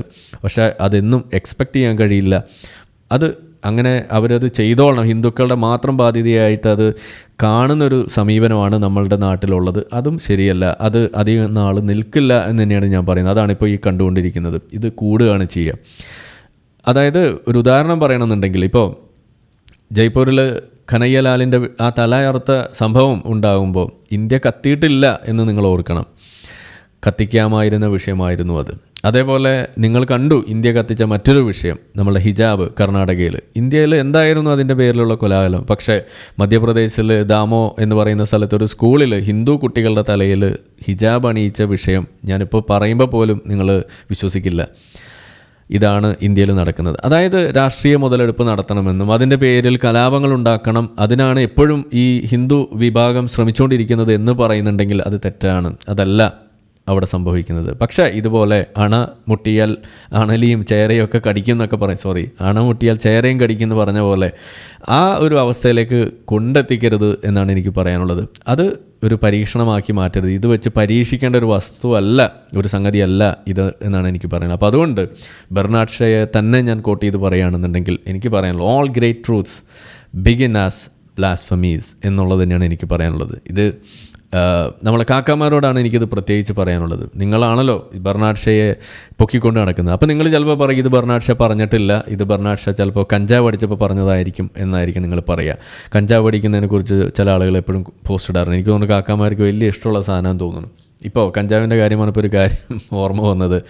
എന്താണ്, ഘാട്ട് എന്ന് പറഞ്ഞിട്ടൊരു ചെടി യമനിൽ വളരുന്ന, ആ ഭാഗങ്ങളിൽ വളരുന്നൊരു ചെടിയാണ്. നമ്മളുടെ ഈ ചെടിയുടെ ഇല വായിൽ കുത്തി നിറച്ചിട്ട് യമനീസായിട്ടുള്ള ആളുകൾ മുഴുവൻ കിറങ്ങി നടക്കുന്ന ചിത്രമാണ് ഇപ്പോൾ ഇൻ്റർനെറ്റ് തുറന്നാൽ കാണാൻ കഴിയുന്നത്. യമനിലെ അവസ്ഥ ആണ് ഇതിനെക്കുറിച്ച് പറയുന്നത്. അപ്പോൾ ഒരു പക്ഷേ ഒരു യമനിയായിട്ടുള്ള വ്യക്തിയും അതുപോലെ 1-2 ആളുകളെ ഞാൻ കോൺടാക്ട് ചെയ്തിട്ടുണ്ട്. അവരെ ലൈവായിട്ട് നമ്മളെ ചാനലിൽ കൊണ്ടുവരുന്നുണ്ട് ഈ ഒരു വിഷയങ്ങളൊക്കെ ബന്ധപ്പെട്ടിട്ട് കാര്യങ്ങൾ ഷെയർ ചെയ്യുന്നത്. പ്രത്യേകിച്ച് ശരിയ ഇൻ UK നമ്മളുടെ ഹിസ്ബുത്ത് തഹരീറിൻ്റെ വിഷയവുമായി ബന്ധപ്പെട്ട് ചില കാര്യങ്ങൾ പറയുന്നതിന് വേണ്ടി മറ്റൊരു വ്യക്തിയെയും കോൺടാക്ട് ചെയ്തിട്ടുണ്ട്. അധികം വൈകാതെ നമ്മളെ ചാനലിലേക്ക് വരും. അദ്ദേഹം വരാമെന്ന് സമ്മതിച്ചൊരു ഡേറ്റ് ഫിക്സ് ചെയ്തിട്ടില്ല. അപ്പോൾ ഇവിടെ ആർക്കെങ്കിലും ബെർണാഡ് ഷാ കഞ്ചാവ് അടിച്ചിട്ടാണ് ഈ പറഞ്ഞത് എന്ന് ഒരു വാദമുണ്ടെന്നുണ്ടെങ്കിൽ ബെർണാഡ് ഷാ കഞ്ചാവ് അടിച്ച് പറഞ്ഞ വേറെ ചില സാധനങ്ങൾ കൂടി നിങ്ങൾക്ക് ഞാൻ കേൾപ്പിച്ചു തരാം. ഒന്ന് ഇതാണ്, Islam is the best religion and Muslims are the worst followers. George Bernard Shaw പറഞ്ഞതാണ് കേട്ടോ. ഇത് കഞ്ചാവ് അടിച്ചിട്ടാണോ അല്ലയോ എന്നുള്ളത് നിങ്ങൾ തീരുമാനിക്കുക. അതുപോലെ കഞ്ചാവ് അടിച്ചിട്ട് പറഞ്ഞ മറ്റൊരു സാധനമാണ് who is Muhammad. George Bernard Shaw said about him, he must be called the savior of humanity. I believe that if a man like him were to assume the dictatorship of the modern world, he would succeed in solving its problems in a way that would bring it much needed peace and happiness. Okay, അപ്പോൾ ഇത് നിങ്ങൾ accept ചെയ്യുന്നുണ്ടെങ്കിൽ നിങ്ങൾ അതും accept ചെയ്യുക. നിങ്ങൾ അത് reject ചെയ്യുന്നുണ്ടെങ്കിൽ ഇതും നിങ്ങൾ റിജക്റ്റ് ചെയ്യുക. ഏതെങ്കിലും ഒന്നേ നിങ്ങളുടെ മുന്നിലുള്ള വഴിയേ ഉള്ളൂ. അതല്ല എന്നുണ്ടെങ്കിൽ ഇതൊക്കെ എടുക്കുക എന്നുള്ളതാണ്. ഇതുപോലെ ഞാനൊക്കെ ഇതെടുക്കും, ഇത് പറയും. കാരണം എന്താണ്, ബെർണാഡ് ഷാ ഇങ്ങനെയൊക്കെ പറഞ്ഞാലും ശരി, ബെർണാഡ് ഷാ നരകത്തിലാണ്. കാരണം എന്താണ്, ബെർണാഡ് ഷാ കലിമ ചൊല്ലിയിട്ടില്ല എന്നുള്ളത് കൊണ്ട് എത്ര തന്നെ നന്മ ചെയ്താലും ഗുരുവായൂരപ്പ എന്ന് വിളിച്ചതിൻ്റെ പേരിൽ ബെർണാഡ് ഷാ നരകത്തിൽ തന്നെ പോവുള്ളൂ എന്നത് അവിടെ ഉണ്ട്. ഇനിയാണ് നമ്മളുടെ ആ JCBയുടെ വിഷയം, ആ ഗെറ്റോ എന്ന് പറയുന്ന വിഷയവും അതുമായി ബന്ധപ്പെട്ടുള്ള ചില കാര്യങ്ങൾ. അപ്പോൾ തുടക്കത്തിൽ പറഞ്ഞ വിഷയം ഒന്നുകൂടിയും അവസാനിപ്പിക്കുന്നത് ഇത്രയേ ഉള്ളൂ. ബ്ലാസ്ഫമി എന്ന് പറയുന്ന വിഷയം, മതനിന്ദ എന്ന് പറയുന്നത്, മതഭേദമന്യേ അത് ഇവിടെ റദ്ദാക്കിക്കൊണ്ട്, അതായത് അത്തരം നിയമങ്ങൾ റദ്ദാക്കിക്കൊണ്ട് അത് തുറന്നിടുക, എല്ലാ മതങ്ങളെയും വിമർശിക്കാനുള്ള അവസരങ്ങൾ ഉണ്ടാക്കി വെക്കുക. അങ്ങനെ വന്നാൽ മാത്രമാണ് അതിനകത്ത് ആ വിഷയത്തിൻ്റെ ആ ഒരു സെൻസിറ്റിവിറ്റി അവിടെ നമുക്ക് നഷ്ടപ്പെടുത്താൻ കഴിയുള്ളൂ. എന്നാൽ മാത്രമാണ് ഇതൊരു വലിയ വിഷയമാക്കി കൊണ്ടുവരാതെ അതിൻ്റെ പേരുള്ള അടിപിടികൾ നമുക്ക് ഇവിടെ ഒഴിവാക്കിയെടുക്കാൻ കഴിയുള്ളൂ. ഒന്നത്. രണ്ട്, അത് ശക്തിപ്പെടുത്തിക്കൊണ്ടിരുന്നാൽ അവിടെ നിരന്തരം മത്സരം വരും. ഏത് മതത്തിൻ്റെ നേർക്കുണ്ടാകുമ്പോഴാണ് കൂടുതൽ ശക്തമായ പ്രതികരണം ഉണ്ടാവുക എന്നുള്ളത് അറിഞ്ഞോ അറിയാതെ ഒരു മത്സരമായിട്ട് മാറും എന്നുള്ളതാണ് ഞാനതിൽ കാണുന്ന ഒരു വലിയ പ്രശ്നം. അപ്പോൾ അതിന് വഴിവെക്കാതിരിക്കണമാണ് നല്ലത്. ഇപ്പോൾ അത് കണ്ടല്ലോ, സിഖ് മതവും കൂടി വന്നിരിക്കും, ഞങ്ങളുടേതും ഒന്ന് ശരിയാക്കണം എന്ന് പറഞ്ഞ്. ഇനി ചിലപ്പോൾ നമ്മൾ ബുദ്ധന്മാർ വരെ ചിലപ്പോൾ വന്നെന്ന് വരും. ഇതാണ് അവസ്ഥ. പോട്ടെ, ഇനി നമ്മളുടെ JCB രാജിലേക്ക് നമുക്ക് കിടക്കാം. അപ്പോൾ ഇതിൽ ഇന്ത്യയിലെ JCB രാജിനെ കുറിച്ചല്ല ഞാൻ ഇന്ന് പറയാൻ ഉദ്ദേശിക്കുന്നത്. ഇത് നമ്മളുടെ ന്യൂയോർക്ക് ടൈംസിൽ വന്ന, ന്യൂയോർക്ക് പോസ്റ്റിൽ വന്ന ഒരു റിപ്പോർട്ടിൻ്റെ അടിസ്ഥാനത്തിലുള്ള ചില കാര്യങ്ങൾ നിങ്ങളുമായിട്ടൊന്ന് പങ്കുവെക്കണം എന്നാണ് വിചാരിക്കുന്നത്. അപ്പോൾ ഇതിലൊരു പോസ്റ്റ് വന്നത് 2016 വന്നതാണ്. Muslim ghettos in Europe are breeding grounds for terror എന്നാണ് പറഞ്ഞത്. ഞാൻ ആലോചിക്കുന്നത്, ഇങ്ങനെ ഒരു വാചകം, ഇതൊരു വസ്തുതയാണെന്ന് തന്നെ വിചാരിക്കുക. ഇന്ത്യയിൽ ഇതുപോലെയുള്ള ചില ചേരികളിൽ ഇസ്ലാമിക ഭീകരവാദം വളരുന്നു എന്നുള്ളത് ഇന്ത്യയിൽ ഒരു തലക്കെട്ടായിട്ട് കൊടുത്താൽ എങ്ങനെയിരിക്കും? ഇപ്പം ഇന്നലെ ഏതൊരു വാർത്തയിൽ BJPയുടെ പ്രതിനിധി പോപ്പുലർ ഫ്രണ്ടിനെ മുസ്ലിം ഭീകരവാദികൾ എന്ന് പറഞ്ഞപ്പോൾ വാർത്താ അവതാരക എന്തോ വലിയൊരു മലമറിക്കുന്ന സംഭവമായിട്ട് അവിടെ വരുത്തി തീർക്കുന്ന രീതിയിൽ പറയുകയാണ്. അങ്ങനെ പറയരുത്, അവരെ മുസ്ലിം ഭീകരവാദി എന്ന് പറയരുത്, അവരെ പോപ്പുലർ ഫ്രണ്ടിനെ പറയാൻ പാടുള്ളൂ എന്ന് പറഞ്ഞ് തിരുത്തുന്നത്. പോപ്പുലർ ഫ്രണ്ടുകാരെ മുസ്ലിം ഭീകരവാദികൾ എന്നല്ലാതെ പിന്നെ എന്താ ഹിന്ദു ഭീകരവാദികൾ എന്ന് വിളിക്കണോ? ഇനി അതല്ല, നിങ്ങൾ ഹിന്ദു ഭീകരവാദികളെന്ന് വിളിക്കുമ്പോൾ നിങ്ങൾക്ക് പ്രശ്നമൊന്നും തോന്നാറില്ല.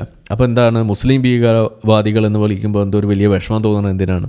മുസ്ലിങ്ങളിലെ ഭീകരവാദികളാണ് പോപ്പുലർ ഫ്രണ്ട്. എന്താ സംശയമുള്ളത്? ഒരു സംശയമില്ല. ഞാനും പണ്ടൊരു ഭീകരവാദി ആവേണ്ടവനായിരുന്നു, ഇന്ന് അതിൽ നിന്ന് തൽക്കാലം രക്ഷപ്പെട്ടു എന്ന് പറയുന്ന ആളാണ്. അപ്പോൾ ഇവിടെ മുസ്ലിമിന് ഭീകരവാദി ആകാം, മുസ്ലിമിന് എക്സ് മുസ്ലിം ആകാം, മുസ്ലിമിന് അഴകുഴമ്പൻ മുസ്ലിമും ആകാം എന്നാണ് നമ്മൾ പറയാറുള്ളത്. അതായത് ഇതിലേതിൽ വേണേലും വന്ന് പെടാം. അപ്പോൾ ഇവിടെ സാന്ദർഭികമായിട്ട് ഞാൻ ചോദിക്കുകയാണ്, ഇത്തരത്തിലുള്ളൊരു ടൈറ്റിലിൽ ഇന്ത്യയിൽ ഒരു വാർത്ത നമുക്ക് കൊടുക്കാൻ പറ്റുമെന്നുള്ള, മുസ്ലിം എന്നുള്ള പേര് പോലും ഉപയോഗിക്കാൻ പാടില്ല. എന്തേതോ തംനെയിൽ മുസ്ലിം എന്നുള്ള വാക്ക് കണ്ട് അത് പറഞ്ഞു ഞാൻ ഭയങ്കര മുസ്ലിം വിരുദ്ധനാണെന്നൊക്കെ പറഞ്ഞ് എൻ്റെ തംനെയിലും പോസ്റ്റർ ഒട്ടിച്ച് നടക്കുന്ന സ്വതന്ത്ര ഇന്ത്യയിലുള്ള നാട്ടിലാണ് നമ്മൾ ജീവിക്കണമെന്ന് കൂടി ഒന്ന് ഓർക്കുക. തംനെയിൽ മാത്രം മതി അവർക്കത് വലിയ സംഭവമായിട്ട് അവതരിപ്പിക്കാൻ. അതിൽ അദ്ദേഹം, ഞാൻ അതൊന്ന് പറഞ്ഞു പോവാണ്, അദ്ദേഹം നിരന്തരം ഇതിനെക്കുറിച്ച് പറഞ്ഞുകൊണ്ടിരിക്കുകയാണ്. അപ്പം ഞാൻ അദ്ദേഹം ഇട്ട പോസ്റ്റിലെ ആ തംനെയിൽസൊക്കെ എടുത്ത് നോക്കിയപ്പോൾ ഞാൻ ഭയങ്കര മുസ്ലിം വിരുദ്ധനാണെന്ന് കാണിക്കാൻ വേണ്ടിയിട്ടാണ് പുള്ളി അതൊക്കെ എടുത്തുകൊണ്ട് വന്നത്. ഞാൻ നോക്കിയപ്പോൾ മുസ്ലിങ്ങളെ പറയുന്നതായിട്ടുള്ള ഒരു വിദ്വേഷം ഉണ്ടാക്കുന്നതായിട്ട് ബന്ധമുള്ള ഒരു സംഭവമല്ല. ഇനി ഏതെങ്കിലും വിധേന പറഞ്ഞപ്പോൾ തെറ്റിപ്പോവാനെങ്കിലും ഒരു സാധ്യതയുണ്ടല്ലോ, അതുപോലുമില്ല. അത്തരം വീഡിയോയുടെ തംനെയിൽ മാത്രം കണ്ടിട്ട് ഇത് കൊണ്ടുവരികയാണ്. അപ്പോൾ അദ്ദേഹം പറയുന്നത് സംഘികൾ ഈ തംനെയിൽ കണ്ട് കോരിത്തരിക്കും എന്നാണ് പറയുന്നത്. അതായത് സംഘികളെല്ലാവരും തംനെയിൽ മാത്രമേ കാണുന്നുള്ളൂ എന്നാണ് പുള്ളി പറഞ്ഞു വെക്കുന്നത്. അപ്പോൾ ഞാൻ അദ്ദേഹത്തോട് ചോദിച്ചു, താങ്കൾ ഈ വീഡിയോ കണ്ടിട്ടുണ്ടോ? പുള്ളി കണ്ടിട്ടില്ല. പുള്ളി കണ്ടിരുന്നെങ്കിൽ ഈ തംനെയിലും പൊക്കിക്കൊണ്ട് വരില്ലായിരുന്നു. അപ്പോൾ പുള്ളി ഈ തംനെയിൽ കണ്ടിട്ടാണ് ഓടിക്കതച്ച് വന്ന് ഞാനെന്തോ മുസ്ലിം വിരുദ്ധനാണെന്ന് പറഞ്ഞത്. അപ്പോൾ തംനെയിൽ കണ്ട് കോരിത്തരിക്കുന്ന ആളുകളാണ്, അല്ലെങ്കിൽ സംഘികൾ തംനെയിൽ മാത്രമേ കാണാറുള്ളൂ എന്ന് പറയുന്നു. ആ ഐഡിയ വെച്ച് നോക്കുകയാണെന്നുണ്ടെങ്കിൽ എന്നെ വിമർശിക്കാൻ വേണ്ടി മുന്നോട്ട് വന്ന ആ സുഹൃത്തും ഒരു സംഗീത തന്നെയല്ലേ എന്ന് ചോദിച്ചപ്പോൾ മൂപ്പർക്ക് ഉത്തരവില്ല, ഇതുവരെ ഉത്തരം തന്നിട്ടില്ല. അപ്പം നമ്മൾ പറയുന്നത് തംനെയിലിൻ്റെ ഒരു പർപ്പസ് ഉണ്ട്. അത് ആ വിഷയത്തിലേക്ക് കൊടുക്കാവുന്ന, നമുക്ക് വീഡിയോയിൽ 1 മണിക്കൂർ പറയുന്ന സാധനം മുഴുവൻ തംനെയിൽ കൊള്ളിക്കാനൊന്നും കഴിയില്ല. അപ്പോൾ അതിനെ പറ്റിയൊരു ടൈറ്റിൽ നമ്മളവിടെ കൊടുക്കും. ഒരു ക്ലിക്ക് ബെയ്റ്റ് എന്നൊക്കെ വേണമെങ്കിൽ നമുക്ക് പറയാം. പക്ഷേ അതിനകത്ത് എന്താണെന്നുള്ളത് അറിയണമെന്നുണ്ടെങ്കിൽ അത് തംനെയിൽ വെച്ചിട്ടല്ല വിലയിരുത്തേണ്ടത്. പ്രത്യേകിച്ച് അതിനകത്ത് ഇനിയിപ്പോൾ ഒരു ഇൻവേർട്ടഡ് കോമയൊക്കെ കൊടുത്തിട്ടുണ്ടെങ്കിൽ അതിനകത്ത് മറ്റെന്തോ ഉണ്ട്. അതിനകത്ത് സർക്കാസം ഉണ്ടാകാം, തമാശ ഉണ്ടാകാം, അതല്ലെങ്കിൽ പലതും ഉണ്ടാവാം. പ്രത്യേകിച്ച് യൂട്യൂബിൻ്റെയൊക്കെ കണ്ണിൽ ഇതുമായി ബന്ധപ്പെട്ട് എന്തെങ്കിലും പറഞ്ഞു കഴിഞ്ഞാൽ ഉടനെ വീഡിയോ എടുത്തുകൊണ്ട് പോകുന്ന അവസ്ഥയാണ്. കമ്മ്യൂണിറ്റി സ്ട്രൈക്ക് കിട്ടി നടുവൊടിഞ്ഞിരിക്കുകയാണ്. പല വീഡിയോസിനും പരസ്യം പോലും കിട്ടില്ല. അതുകൊണ്ടാണ് നമ്മളുടെ ചാനലിൽ ഇങ്ങനെ മറ്റു തരത്തിലുള്ള സപ്പോർട്ട്സിനെ കുറിച്ച് നമ്മളെപ്പോഴും പറഞ്ഞുകൊണ്ടിരിക്കും. മെമ്പർഷിപ്പുമായിട്ടും അതുപോലെ സൂപ്പർ ചാറ്റും അങ്ങനെ പല കാര്യങ്ങൾ പറയുന്നത് അതുകൊണ്ടാണ്. പരസ്യങ്ങൾ പലപ്പോഴും ഇല്ലാതെ പോകുന്നു. അപ്പോൾ ഇവിടെ ഈ റിപ്പോർട്ടിൽ പറയുന്നത് ഈ വെസ്റ്റേൺ രാജ്യങ്ങൾ, പ്രത്യേകിച്ച് യൂറോപ്പിലുള്ള പല വെസ്റ്റേൺ രാജ്യങ്ങളിലും ആ സ്ഥലങ്ങളിൽ ചില ഗെറ്റോസ് ഉണ്ടാകുന്നു. അവിടെ മുസ്ലിങ്ങൾ മാത്രം തിങ്ങിപ്പാർക്കുന്ന രീതിയിലേക്ക് വരുന്നു. അത് ലോ ഇൻകം സ്ഥലങ്ങളായിട്ട് അറിയപ്പെടുന്ന ചില സ്ഥലങ്ങൾ. അവിടെ നിന്നും പുറത്തേക്ക് വരുന്നത് തീവ്രവാദ പ്രവർത്തനത്തിൻ്റെ വാർത്തകളാണ്. അതിൽ ചില വാചകങ്ങൾ നമുക്ക് വായിക്കാം. Muslim ghettos in Paris and Brussels are incubators of Islamic extremism where police fear to tread. പോലീസിന് പോലും നടന്നു ചെല്ലാൻ പേടി. Crime and unemployment are rampant and radical imams aggressively recruit young men to wage jihad against the West experts said Tuesday. ഇതാണ് അതിനകത്ത് പറഞ്ഞു വെക്കുന്നത്. അതായത് ഇത് ഈ വാർത്തയുടെ ഏത് സ്ഥലത്തൊക്കെ ഉള്ളതാണ് കൊണ്ടുവന്നതെന്ന് ചോദിച്ചു കഴിഞ്ഞാൽ ഫ്രാൻസിലെയും ബെൽജിയത്തിലെയും വിഷയങ്ങളാണ് ഇപ്പോൾ ഇതിനകത്ത് എടുത്തു പറയുന്നത്. ഇത് അവിടെ 2 സ്ഥലത്ത് മാത്രമല്ല, യു എസിലെ പല സ്ഥലങ്ങളിലും ഇതിനെക്കുറിച്ച് ഉള്ള വാർത്തകളുണ്ട്. എല്ലാം നമുക്കെടുത്ത സമയം തികയില്ല. അതേപോലെ യു കെയിലുള്ള വിഷയങ്ങൾ വരുന്നുണ്ട്. അങ്ങനെ പല സ്ഥലത്തുണ്ട്. യു കെയിലെ ഈ ഗ്രൂമിങ് ഗ്യാങ് എന്ന് പറയുന്ന ഒരു വിഷയം പോലും ഇതുപോലെ വലിയ ചർച്ചയായിട്ടുള്ളതാണ്. അതായത് ഈ ലോങ് ഇൻകം ഗ്രൂപ്പിലൊക്കെ പെട്ടിട്ടുള്ള ജീവിക്കുന്ന വൈറ്റ്സ് ആയിട്ടുള്ള ആളുകൾ, അതായത് ബ്രിട്ടീഷ് സിറ്റിസൺ ആയിട്ടുള്ള ആളുകൾ, അതിൽ തന്നെ പെൺകുട്ടികളെ, ചെറിയ കുട്ടികളെയൊക്കെ പിടിച്ചുകൊണ്ട് പോയിട്ട് അവർക്ക് ചില കാര്യങ്ങളൊക്കെ കൊടുക്കാമെന്ന് പറഞ്ഞ് പ്രലോഭിപ്പിച്ച് അവരെ ലൈംഗികമായിട്ട് പോലും ചൂഷണം ചെയ്യുന്ന അവസ്ഥ. ഇതാണ് അവിടെ കണ്ടുവരുന്നത്. ഗ്രൂമിങ് ഗാങ്സ്, നമ്മളിവിടെ ലവ് ജിഹാദ് എന്ന് പറയുന്നതിൻ്റെ ഒരു കൺവേർഷൻ ജിഹാദ് പോലെ അവിടെ നടക്കുന്ന ഒരു സാധനമാണ്. അതിൽ ഏറ്റവും കൂടുതൽ എക്സ്പ്ലോയിറ്റ് ചെയ്യപ്പെടുന്നത് അവിടുത്തെ സിറ്റിസൺസ് ആയിട്ടുള്ള പെൺകുട്ടികളും കൂടിയാണ് എന്നതിനെക്കുറിച്ചുള്ള ഒരു വാർത്ത. അതിൽ ഏറ്റവും കൂടുതൽ ഇൻവോൾവ് ആയിരിക്കുന്നത് ബ്രിട്ടീഷ് അല്ലെങ്കിൽ പാകിസ്ഥാനി ബ്രിട്ടീഷ് ഡിസെൻഡൻ്റ് ആയിട്ടുള്ള ആളുകൾ, അല്ലെങ്കിൽ ആ ഒരു സിറ്റിസൺഷിപ്പിലൂടെ വന്നിട്ടുള്ള ആളുകൾ. അത് പറഞ്ഞതിൻ്റെ പേരിൽ വലിയ പ്രശ്നം അവിടെ ഉണ്ടായി. അത് പറഞ്ഞ് ആ ഹോം മിനിസ്റ്റർ അവിടുന്ന് രാജിവെച്ച് പോകുന്ന അവസ്ഥ പോലും നമ്മൾ കണ്ടു. അതൊക്കെ ചെയ്യേണ്ടി വന്നു. അപ്പോൾ ഇവിടെ ആ വാചകങ്ങൾ ഇങ്ങനെയൊക്കെയാണ് നമുക്ക് വായിക്കാം. അതായത് but the perpetrators of last November's bloody attack on Paris and other terror strikes in Belgium and France hail from Molenbeek, a Brussels slum that has long been a hotbed for radical Islam, drugs and lawlessness. ഇത് ബെൽജിയത്തിലെ ഒരു സ്ഥലത്തെക്കുറിച്ചാണ് പറയുന്നത്. അപ്പോൾ പാരീസിൽ നടന്നിട്ടുള്ള ഒരു തീവ്രവാദി അക്രമത്തിലെ ആളെ trace ചെയ്ത് ചെന്നപ്പോഴാണ് ഈ സ്ഥലത്തേക്ക് ചെന്നുപെടുന്നത്. അങ്ങനെയാണ് ഇത് ആദ്യമായിട്ട് പിക്ചറിലേക്ക് വരുന്നത്. ഈ ബ്രസൽസിലുള്ള ഈ ഒരു ലോലെസ് സ്റ്റേറ്റ് അല്ലെങ്കിൽ ലോലെസ് പ്ലേസ് എന്ന് പറയാം, പോലീസുകാർക്ക് പോലും നടന്നു ചെല്ലാൻ പേടി തോന്നുന്ന സ്ഥലം. അതിൽ മോളൻബീക്ക് എന്നാണ് അതിൻ്റെ പേര്. അതേപോലെ തന്നെ the brothers who carried out the Charlie Hebdo massacre in January 2015, നമ്മളുടെ കാർട്ടൂൺ വരച്ചതിന്, lived in the banlieues or suburbs of Paris. അത് പാരീസിലെ ഇതുപോലെയുള്ള മറ്റൊരു സ്ഥലം. Desolate run down neighbourhoods of shops, mosques and high rise apartment buildings. ഇതുപോലെ തകർന്നു കിടക്കുന്ന ചില ഭാഗങ്ങൾ, സിറ്റീസിൻ്റെ പ്രാന്തപ്രദേശങ്ങൾ എന്നൊക്കെ നമുക്ക് പറയാം, അതുപോലെയുള്ള സ്ഥലങ്ങളിൽ കിടക്കുന്നു. ഇവിടെ വന്ന് കിടക്കുന്നത് മുഴുവൻ ഇതുപോലെയുള്ള ഇമിഗ്രൻസ്, അതിൽ തന്നെ മുസ്ലിങ്ങൾ. അതിൽ ഇമാമുമാർ കയറി ചെന്നുകൊണ്ട് എക്സ്ട്രീമിസം പടർത്തി വിടുന്നു, അവർക്ക് പലതും ഓഫർ ചെയ്യുന്നു. അതുവഴി ഈസി മണി എന്നുള്ള രീതിയിൽ പോലും ആളുകൾ അതിലേക്ക് ചെന്നുപെടുന്നു. ഇതാണ് അവിടെ കണ്ടുകൊണ്ടിരിക്കുന്നത്. Both in Paris and Brussels we have seen the radicalisation of individuals which has led to these cowardly attacks on civilians. Unfortunately, these poor neighborhoods in which they live act as breeding grounds for terrorism because many of these people feel as if they have no other option or hope. നമ്മൾ പറയാറുണ്ട് ഈ hate ക്രൈമിന് വഴിവെക്കുന്നതിൻ്റെ ഒരു പ്രധാന ഘടകമെന്ന് പറയുന്നത് മറ്റുള്ള സംഗതികളൊക്കെ ഉണ്ട്. ഈ അതറൈസേഷൻ, ഇൻ ഗ്രൂപ്പ്, ഔട്ട് ഗ്രൂപ്പ്, അതൊക്കെ ഉണ്ടായി നമ്മളുടെ ശത്രുവിനെയൊക്കെ നമ്മൾ കണ്ടെത്തുന്നു.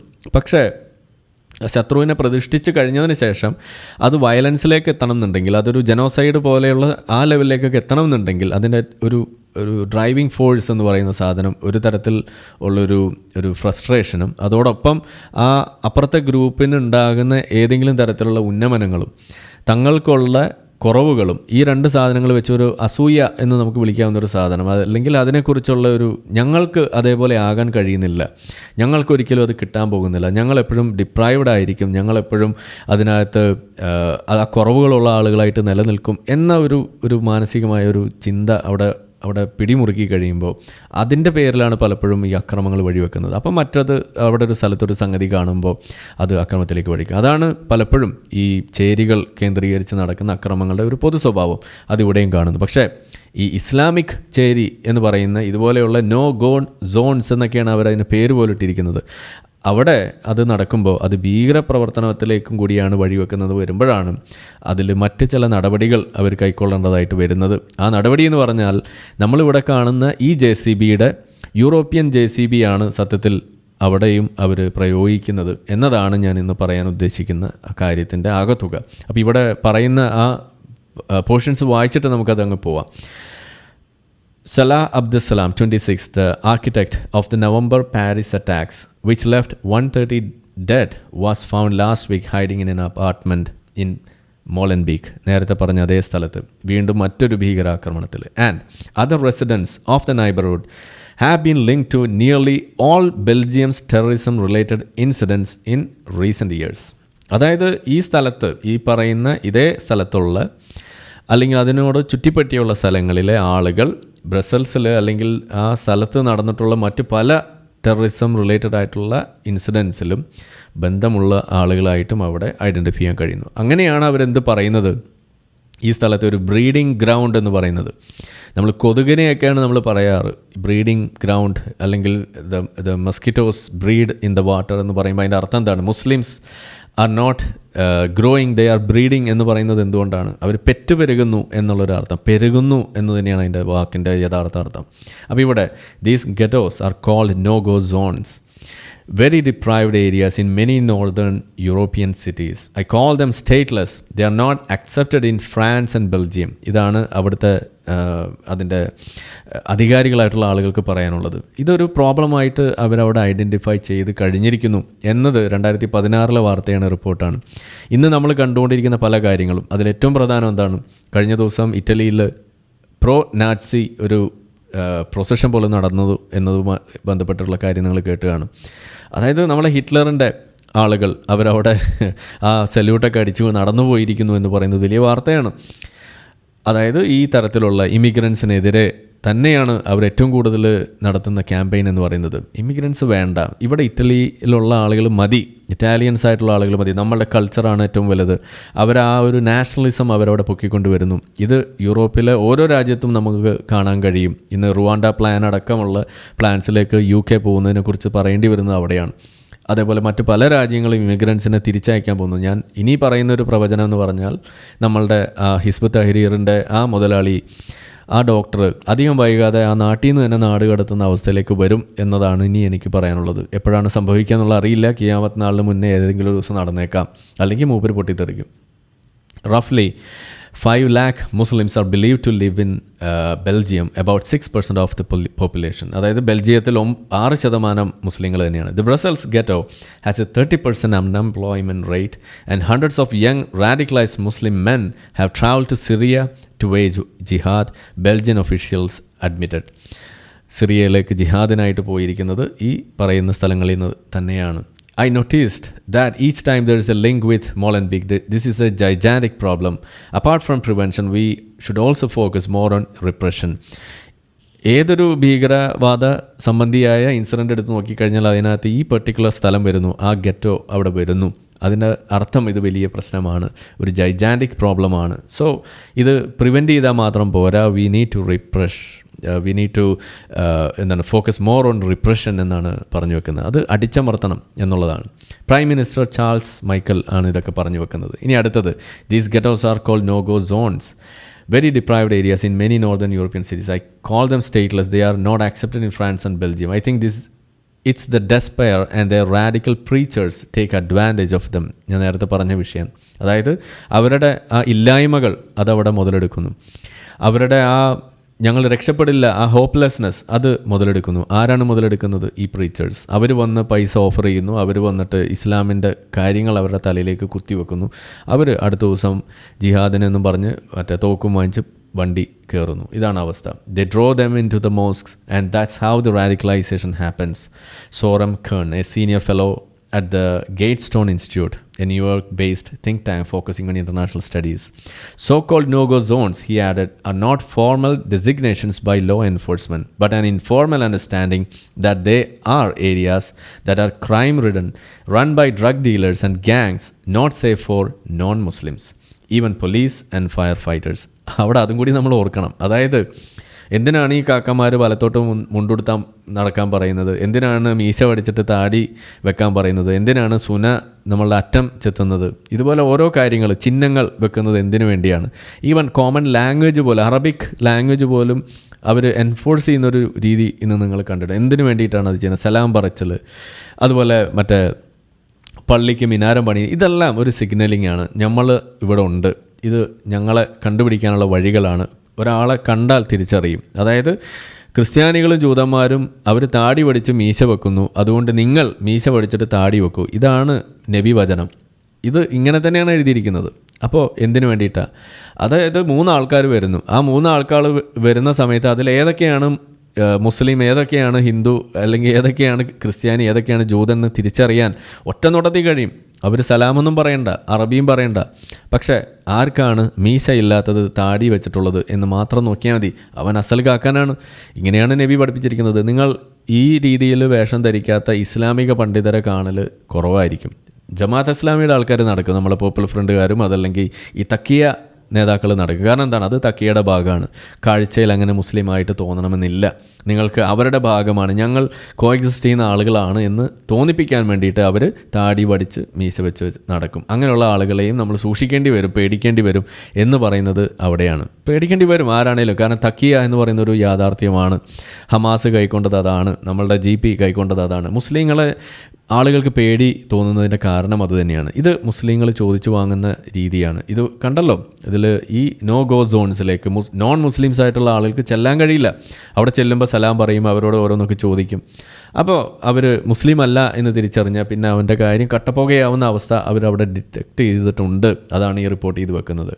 Amethi Coulibaly, the terrorist who murdered a policewoman on Wednesday and seized control of a kosher grocery on Friday before police killed him, also most recently lived in a Paris banlieue. അതാണ് അവിടെ പറയുന്നത്.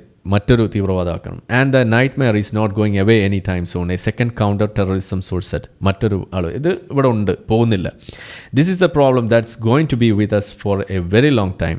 I think we are talking generations, our children and grandchildren are going to be facing this problem, said the source, a retired intelligence officer. ഇതൊന്നും അറിയാതെയാണ് നമ്മളുടെ കേരളത്തിലെ നമ്മളുടെ സർക്കാരൊക്കെ ഇങ്ങനെ കണ്ണും പൂട്ടി ഇതിന് വെള്ളമൊഴിച്ച് കൊടുത്തുകൊണ്ടിരിക്കുന്നത്. പോപ്പുലർ ഫ്രണ്ടിനെ ഏത് കാലം നിരോധിക്കേണ്ടതായിരുന്നു നിങ്ങളൊന്ന് ആലോചിക്കുക. പോപ്പുലർ ഫ്രണ്ട് നിരോധിച്ചത് നന്നായി എന്ന് പറഞ്ഞിട്ടൊരു വീഡിയോ ഞാൻ ഇടാം. അത് ഇതിൻ്റെ ഒരു വശം എന്തുകൊണ്ട് നന്നായി എന്നുള്ളതിനെക്കുറിച്ചുള്ളത് നാളെ നിങ്ങൾക്ക് കാണാം. They speak their own language, they live in their own microcosm, they are isolated, they have no upward mobility. In those European societies, they are very class conscious and stratified. ഇതാണ് അതിൻ്റെ പോക്ക്. You read ISIS propaganda on the internet and social media. Your mind becomes fertile ground for radicalization. ഇതും ഞാൻ പറയാറുള്ള കാര്യമാണ്. ഒരു മുസ്ലിമിനെ പിടിക്കുക, നിങ്ങൾ മുസ്ലിമിനെ തന്നെ വേണമെന്നില്ല, വളരെയധികം സ്പിരിച്വൽ ആയിട്ടുള്ള ഒരാളെയും പിടിക്കാം. എന്നിട്ട് നിങ്ങൾ ആദ്യം അവനെ ഷഹാദത്ത് കലിമ ചൊല്ലിക്കുക. അതിനുശേഷം നിങ്ങൾ ഒരു 2 മണിക്കൂർ നേരം ജാക്കിർ നായിക്കിൻ്റെ പ്രസംഗം ഒന്ന് കേൾപ്പിച്ചാൽ മതി. അല്ലെങ്കിൽ ജമീൽ എന്നൊക്കെ പറഞ്ഞിട്ടുള്ള കുറേ ആളുകളൊക്കെ ഉണ്ട്. ഇതുപോലുള്ള ആളുകളുടെയൊക്കെ ജമീൽ ചൗധരി അതുപോലെയൊക്കെയുള്ള ആളുകൾ, അതുപോലെ നമ്മളുടെ ആൻജം ചൗധരി ഇതുപോലെയൊക്കെയുള്ള ആളുകൾ നിങ്ങളൊരു 2 മണിക്കൂർ തന്നെ കേൾപ്പിക്കുക. അവൻ നല്ല അസൽ ജിഹാദിയായിട്ട് വരും. 2 മണിക്കൂർ മതി. 2 minutes എന്നൊക്കെ പറയുന്ന പോലെ 2 hour ജിഹാദി എന്ന് നമുക്ക് വേണമെങ്കിൽ വിളിക്കാം. ഇതാണ് അതിൻ്റെ അവസ്ഥ. ഇനി ഇത് വെരി റീസെൻ്റ്ലി നമ്മൾ കണ്ട വാർത്തയാണ്. ഒക്ടോബർ 27, 2023. ഇത് നമ്മൾ ഓൾറെഡി വീഡിയോ ചെയ്തിട്ടുണ്ട്. ലോകം മുസ്ലിങ്ങളിൽ നിന്നും അകലുന്നു എന്ന് പറഞ്ഞ ടൈറ്റിലിൽ ഒരു വീഡിയോയിൽ ഇത് പരാമർശിച്ചിട്ടുണ്ട്. No go zones, why Denmark is demolishing non western neighbourhoods. ഇതാണ് അവിടെ നടക്കുന്നത്. എന്താണ് ഈ ഡെമോളിഷിംഗ് എന്ന് പറയുന്നത്? Denmark, a Scandinavian country known for its progressive policies and high standard of living, has recently come under the spotlight for its decision to demolish what it terms as non-Western neighborhoods. അതായത് ഇതേ ഗെറ്റോ problem അവിടെയുമുണ്ട്. This move has raised eyebrows and sparked debates on integration, cultural preservation, and the broader implications for immigrant communities in Denmark. എല്ലായിടത്തെയും പോലെ അവിടെയും അത് പ്രശ്നമായി. അതായത് ഇൻ്റഗ്രേഷനെ കുറിച്ച് സംസാരിക്കുന്നു, cultural preservation നമ്മൾ പറയാറുണ്ടല്ലോ, ഭാരതീയത അതല്ലെങ്കിൽ ദേശീയത പൊക്കി പിടിക്കുന്ന ആ ഒരു വിഷയം അത് കൂടുതൽ ശക്തമാവുന്ന അങ്ങനെയാണ്. ഇറ്റലിയിലെ നാസി പാർട്ടിയൊക്കെ മുന്നോട്ട് വന്നതുപോലും അങ്ങനെയാണെന്ന് പറയുന്നത് അതുകൊണ്ടാണ്. നാഷണലിസം, ആ നാഷണൽ പ്രൈഡ് അവിടെ കൂടും. കാരണം ഒരു വശത്ത് ആളുകൾ ആ രാജ്യത്തെ തകർക്കുന്ന ആളുകളായിട്ടും അതിന് പുല്ലുവില കൽപ്പിക്കാത്ത ആളുകളായിട്ടും നിരന്തരം പെരുമാറുന്നത് ശ്രദ്ധയപ്പെടുമ്പോൾ ഒരു മറുവശം അവിടെ ഉണ്ടാകുന്നു. ഒരു നോർത്ത് പോൾ, ഒരു സൗത്ത് പോൾ, പോളറൈസേഷൻ, റാഡിക്കലൈസേഷൻ അവിടെ സംഭവിക്കുന്നു. The plan was introduced in 2018 by a conservative government, അതായത് ഡെൻമാർക്കിലെ RSS സംഘികൾ. But it has been supported by the current social democratic government as well. പക്ഷേ ഇന്ത്യയിൽ സംഘികൾ എന്ത് കൊണ്ടുവന്നാലും അത് നല്ലതാണെങ്കിലും എതിർക്കുമെങ്കിൽ ഡെൻമാർക്കിൽ സംഘി കൊണ്ടുവന്നു എന്ന് പറഞ്ഞ് അതിനെ എതിർത്തില്ല. ആ വിഷയം നല്ലതാണ് എന്ന് മനസ്സിലാക്കിയിട്ട് അവിടുത്തെ സോഷ്യൽ ഡെമോക്രാറ്റിക് പാർട്ടി പോലും ഗവൺമെൻറ് പോലും അതിനെ സപ്പോർട്ട് ചെയ്തു. ഇതാണ് കാണുന്നത്. ഇനി എന്താണ് അവിടെ ചെയ്യുന്നതെന്ന് ചോദിച്ചു കഴിഞ്ഞാൽ ഇതാണ്. The plan targets 15 neighborhoods that are designated as hard ghettos, meaning that they have more than 50% of residents from non-Western countries. അവർ മുസ്ലിം മൈഗ്രൻസ് എന്ന് വിളിക്കില്ല, അവരിങ്ങനെയാണ് പറയുക. കാരണം മറ്റേത് പറഞ്ഞാൽ നമ്മൾ മുസ്ലിം എന്ന് പറയാൻ പാടില്ല എന്നുള്ള വിഷയം വരും. And meet at least 2 or 4 other criteria: unemployment, low education, high crime and low income. അത് ഒരു യാഥാർത്ഥ്യമാണ് അവിടെ. അതായത് ഈ മുസ്ലിം ഇമിഗ്രേഷൻ ഇതുപോലെ റെഫ്യൂജി ക്രൈസിസിൻ്റെ ഭാഗമായിട്ട് മൈഗ്രേറ്റ് ചെയ്ത് വന്നിട്ടുള്ള ആളുകളിലൂടെ നമ്മൾ കാണുന്നത് ഇത്തരം രാജ്യങ്ങളിൽ, യൂറോപ്യൻ രാജ്യങ്ങളിൽ ക്രൈം റേറ്റ് വളരെയധികം കൂടിയതായിട്ടുള്ള റിപ്പോർട്ട്സ് പലപ്പോഴും വന്നിട്ടുണ്ട്. ആദ്യകാലങ്ങളിൽ അവരതിനെ ഡിഫെൻഡ് ചെയ്തിരുന്നു, ഇല്ല അങ്ങനെയില്ല, മുസ്ലിംസ് അങ്ങനെ വന്നിട്ടില്ല. പക്ഷേ പതിയെ ഇന്നിപ്പോൾ ഓരോ സ്ഥലത്തെയും കണക്കുകൾ ഓരോന്നോരോന്നായിട്ട് പുറത്തേക്ക് അവർ പതിയെ വിട്ടു തുടങ്ങി. അത് മുഴുവനായിട്ട് എപ്പോഴും പറഞ്ഞിട്ടില്ല, ഇപ്പോഴും അതിനെ ഡിഫെൻഡ് ചെയ്ത് നിൽക്കുകയാണ്. അധികം നാൾ വേണ്ടി വരില്ല. എല്ലായിടത്തും ഇപ്പോൾ സംഘികളാണല്ലോ അവിടെ ഭരണത്തിൽ ഏറിയിരിക്കുന്നത്. ഇനി കണക്കുകളൊക്കെ വരും. ഏതുപോലെ മൻമോഹൻ സിംഗ് ഇവിടെ ഭരിച്ചുകൊണ്ടിരുന്ന സമയത്ത് ഇവിടെ ആരും ഐസിസിലേക്ക് പോയിട്ട് അങ്ങനെ ഒരു സംഭവമേ ഇല്ല എന്ന് പറഞ്ഞുകൊണ്ടാണ് നിന്നിരുന്നോടത്ത് നരേന്ദ്രമോദി അധികാരത്തിൽ കയറുന്നു. 17 ആയപ്പോഴേക്കും റിപ്പോർട്ട് വരുന്നു 120ഓളം ആളുകളാണ് ഇവിടുന്ന് പോയിരിക്കുന്നത്. അതിൽ തന്നെ 21 ആൾ പോയിരിക്കുന്നത് കേരളത്തിൽ നിന്നാണ്. കുറച്ച് കഴിഞ്ഞപ്പോൾ കേരള സ്റ്റോറി എന്ന് പറഞ്ഞൊരു സിനിമയും വന്നു. ഇവിടെ ആകെ നിലവിളിയായിരുന്നു. ഇതാണ് സംഭവിക്കാൻ പോകുന്നത്. The plan aims to reduce the share of non-Western residents in these neighborhoods to 30% within 10 years by demolishing, JCBEing, selling or renovating thousands of public housing units. ഇതാണ് അവിടെ സംഭവിക്കാൻ പോകുന്നത്. അപ്പോൾ എന്താ ഉദ്ദേശം? അതായത് ബുൾഡോസർ, അതായത് അവിടുത്തെ അതിനെ വിമർശിക്കുന്ന ആളുകൾ ഉപയോഗിച്ചിരിക്കുന്ന വാക്കാണ് lack of integration into social society. അതിനെക്കുറിച്ചൊക്കെയാണ് അവരവിടെ പറയുന്നതും അതിന് മറുപടി ആയിക്കൊണ്ട് അതിന് മരുന്നായിട്ടാണല്ലോ ഈ ഡെമോളിഷിങ് ആക്ടിവിറ്റീസ് കൊണ്ടുവന്നത്. പക്ഷേ അതിനെ വിമർശനം ഇതാണ്: social policy with a bulldozer എന്ന് പറഞ്ഞ് വലിയ സെൻറ്റൻസൊക്കെ. നമുക്കതിൻ്റെ ആവശ്യമൊന്നുമില്ല. ബുൾഡോസർ രാജ് എന്ന് നമുക്ക് ഒറ്റ വാക്കുണ്ട്. അതാണ് ഇന്ത്യക്കാരുടെ മഹിമ എന്ന് പറയുന്നത്. നമുക്കെല്ലാത്തിനും ഇഷ്ടം പോലെ വാക്കുകൾ. 0 വരെ കണ്ടുപിടിച്ചത് നമ്മളാണെന്ന് പറയുന്നത് അവിടെയാണ്. എത്ര മഹത്തമാണ് ഇന്ത്യ നമ്മൾ ആലോചിക്കുക. അപ്പം ഈ രീതിയിൽ കാര്യങ്ങൾ അവിടെ ചെന്നെത്തി നിൽക്കുന്നു. അവരവിടെ നടത്തുന്നത് ബുൾഡോസർ രാജാണ്. എന്താണ് അതിൻ്റെ കാരണം? ഈ ഗെറ്റോയിസേഷൻ, അതായത് നോൺ വെസ്റ്റേൺ സോൺസ് ഉണ്ടാകുന്നു. അത് ആ സൊസൈറ്റിക്ക് അപകടകരമായ രീതിയിലേക്ക് പോകുന്നു. ഇന്ത്യയിൽ ഇത് വെച്ചിട്ട് എന്താ ഞാൻ ഈ പറയാൻ ഉദ്ദേശിക്കുന്നത് എന്നുള്ളതായിരിക്കും നിങ്ങൾ ചോദിക്കുന്നത്. ഞാൻ അതിലേക്ക് വരാം. അധികമൊന്നും പറയാനില്ല. അതായത് ഈ ഗെറ്റോസ് ഇല്ലായ്മ ചെയ്യുക എന്ന് പറയുന്നത് അവരെ സംബന്ധിച്ചിടത്തോളം അവരെ നാടിൻ്റെ സംരക്ഷണം ഉറപ്പാക്കുന്നതിന് വേണ്ടിയിട്ടുള്ളൊരു വലിയ ഒരു കാര്യമായിട്ട് അവരെ കാണുന്നു. അതോടൊപ്പം അതിനുള്ള ചില കാര്യങ്ങൾ ഇത് പൊളിച്ചു കളയുക മാത്രമല്ല അവർ ചെയ്യുന്നത്. അതിൽ they will be relocated to other parts of the country. അതും കൂടി അവരവിടെ ചെയ്യുന്നുണ്ട്. മറ്റ് സ്ഥലങ്ങൾ അവർക്ക് കൊടുക്കുന്നു. അവരെ ഏതെങ്കിലും സ്ഥലത്ത് ഇതേപോലെ ഒരുമിച്ച് ഇങ്ങനെ നിൽക്കുന്ന രീതിയിലേക്ക് കൊണ്ടുപോകാതെ അവർ പടർന്ന് ജീവിക്കുന്ന ആളുകളാക്കി മാറ്റുന്നു. അതിന് വഴി തിരിച്ചു വിടുന്നു. ഇതാണ് ഒന്നാമത്തെ കാര്യം. രണ്ടാമത്തെ കാര്യം, where they will be expected to learn Danish and find jobs. ഈ അറബി മാത്രമല്ല, ഡാനിഷും പഠിക്കണം. The plan also imposes stricter rules and penalties for residents of these areas, such as mandatory preschool for children, double punishment for crimes and withdrawal of welfare benefits for non-compliance. ഇത്രയാണ് അവിടെ പറഞ്ഞു വെക്കുന്നത്. ഇതിൽ ഞാൻ എടുക്കുന്നത് 2 സാധനമാണ്. ഒന്ന് ഇമ്പോസസ് സ്ട്രിക്റ്റർ റൂൾസ് എന്ന് പറയുന്നൊരു സാധനം. എന്തുകൊണ്ടാണ് അതവിടെ പറയേണ്ടി വരുന്നത്? സത്യത്തിൽ ഇതൊരു മാസ് പണിഷ്മെൻ്റ് ആയിട്ടാണ് വരുന്നത്. അതായത് ഒരു മുസ്ലിം കമ്മ്യൂണിറ്റിയിൽ ഇപ്പോൾ പോപ്പുലർ ഫ്രണ്ടുകാർ ചെയ്ത ഒരു കാര്യത്തിൻ്റെ പേരിൽ എല്ലാ മുസ്ലിങ്ങളും തീവ്രവാദികളാണ് എന്ന് പറഞ്ഞുകൊണ്ട് എല്ലാ മുസ്ലിങ്ങളെയും പിടിച്ച് ജയിലിലിട്ടാൽ എങ്ങനെ ഇരിക്കും? നമ്മൾ പറയും അത് ശരിയല്ല എന്നുള്ളത്.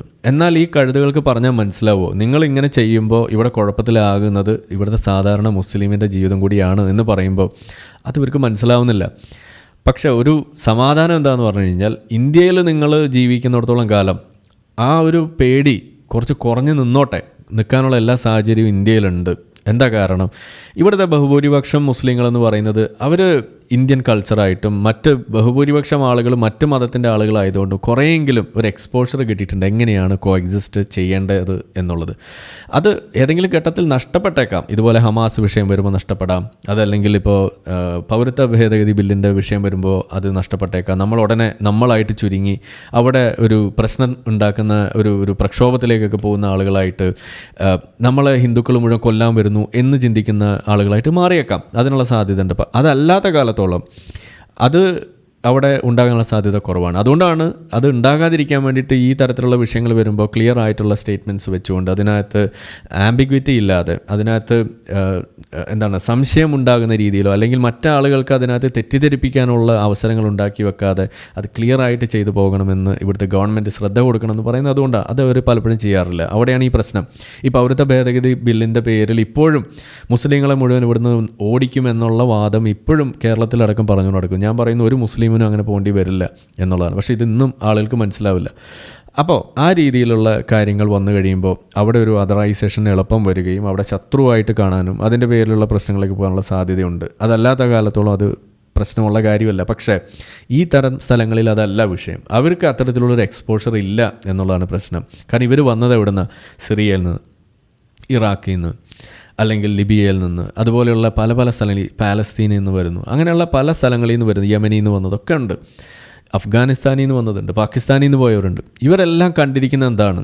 ഇവരൊരു കോഎക്സിസ്റ്റൻസിന് പാകമാകുന്ന രീതിയിൽ മതസ്ഥരായിട്ടുള്ള ആളുകൾ ഭൂരിപക്ഷമുള്ള ഒരു സ്ഥലത്ത് അവർ ജീവിച്ചിട്ടില്ല ഒരിക്കലും. അവർക്കത് അറിയില്ല. അവരുടെ DNA-യിൽ അത്തരമൊരു പ്രിൻ്റ് ഇല്ല.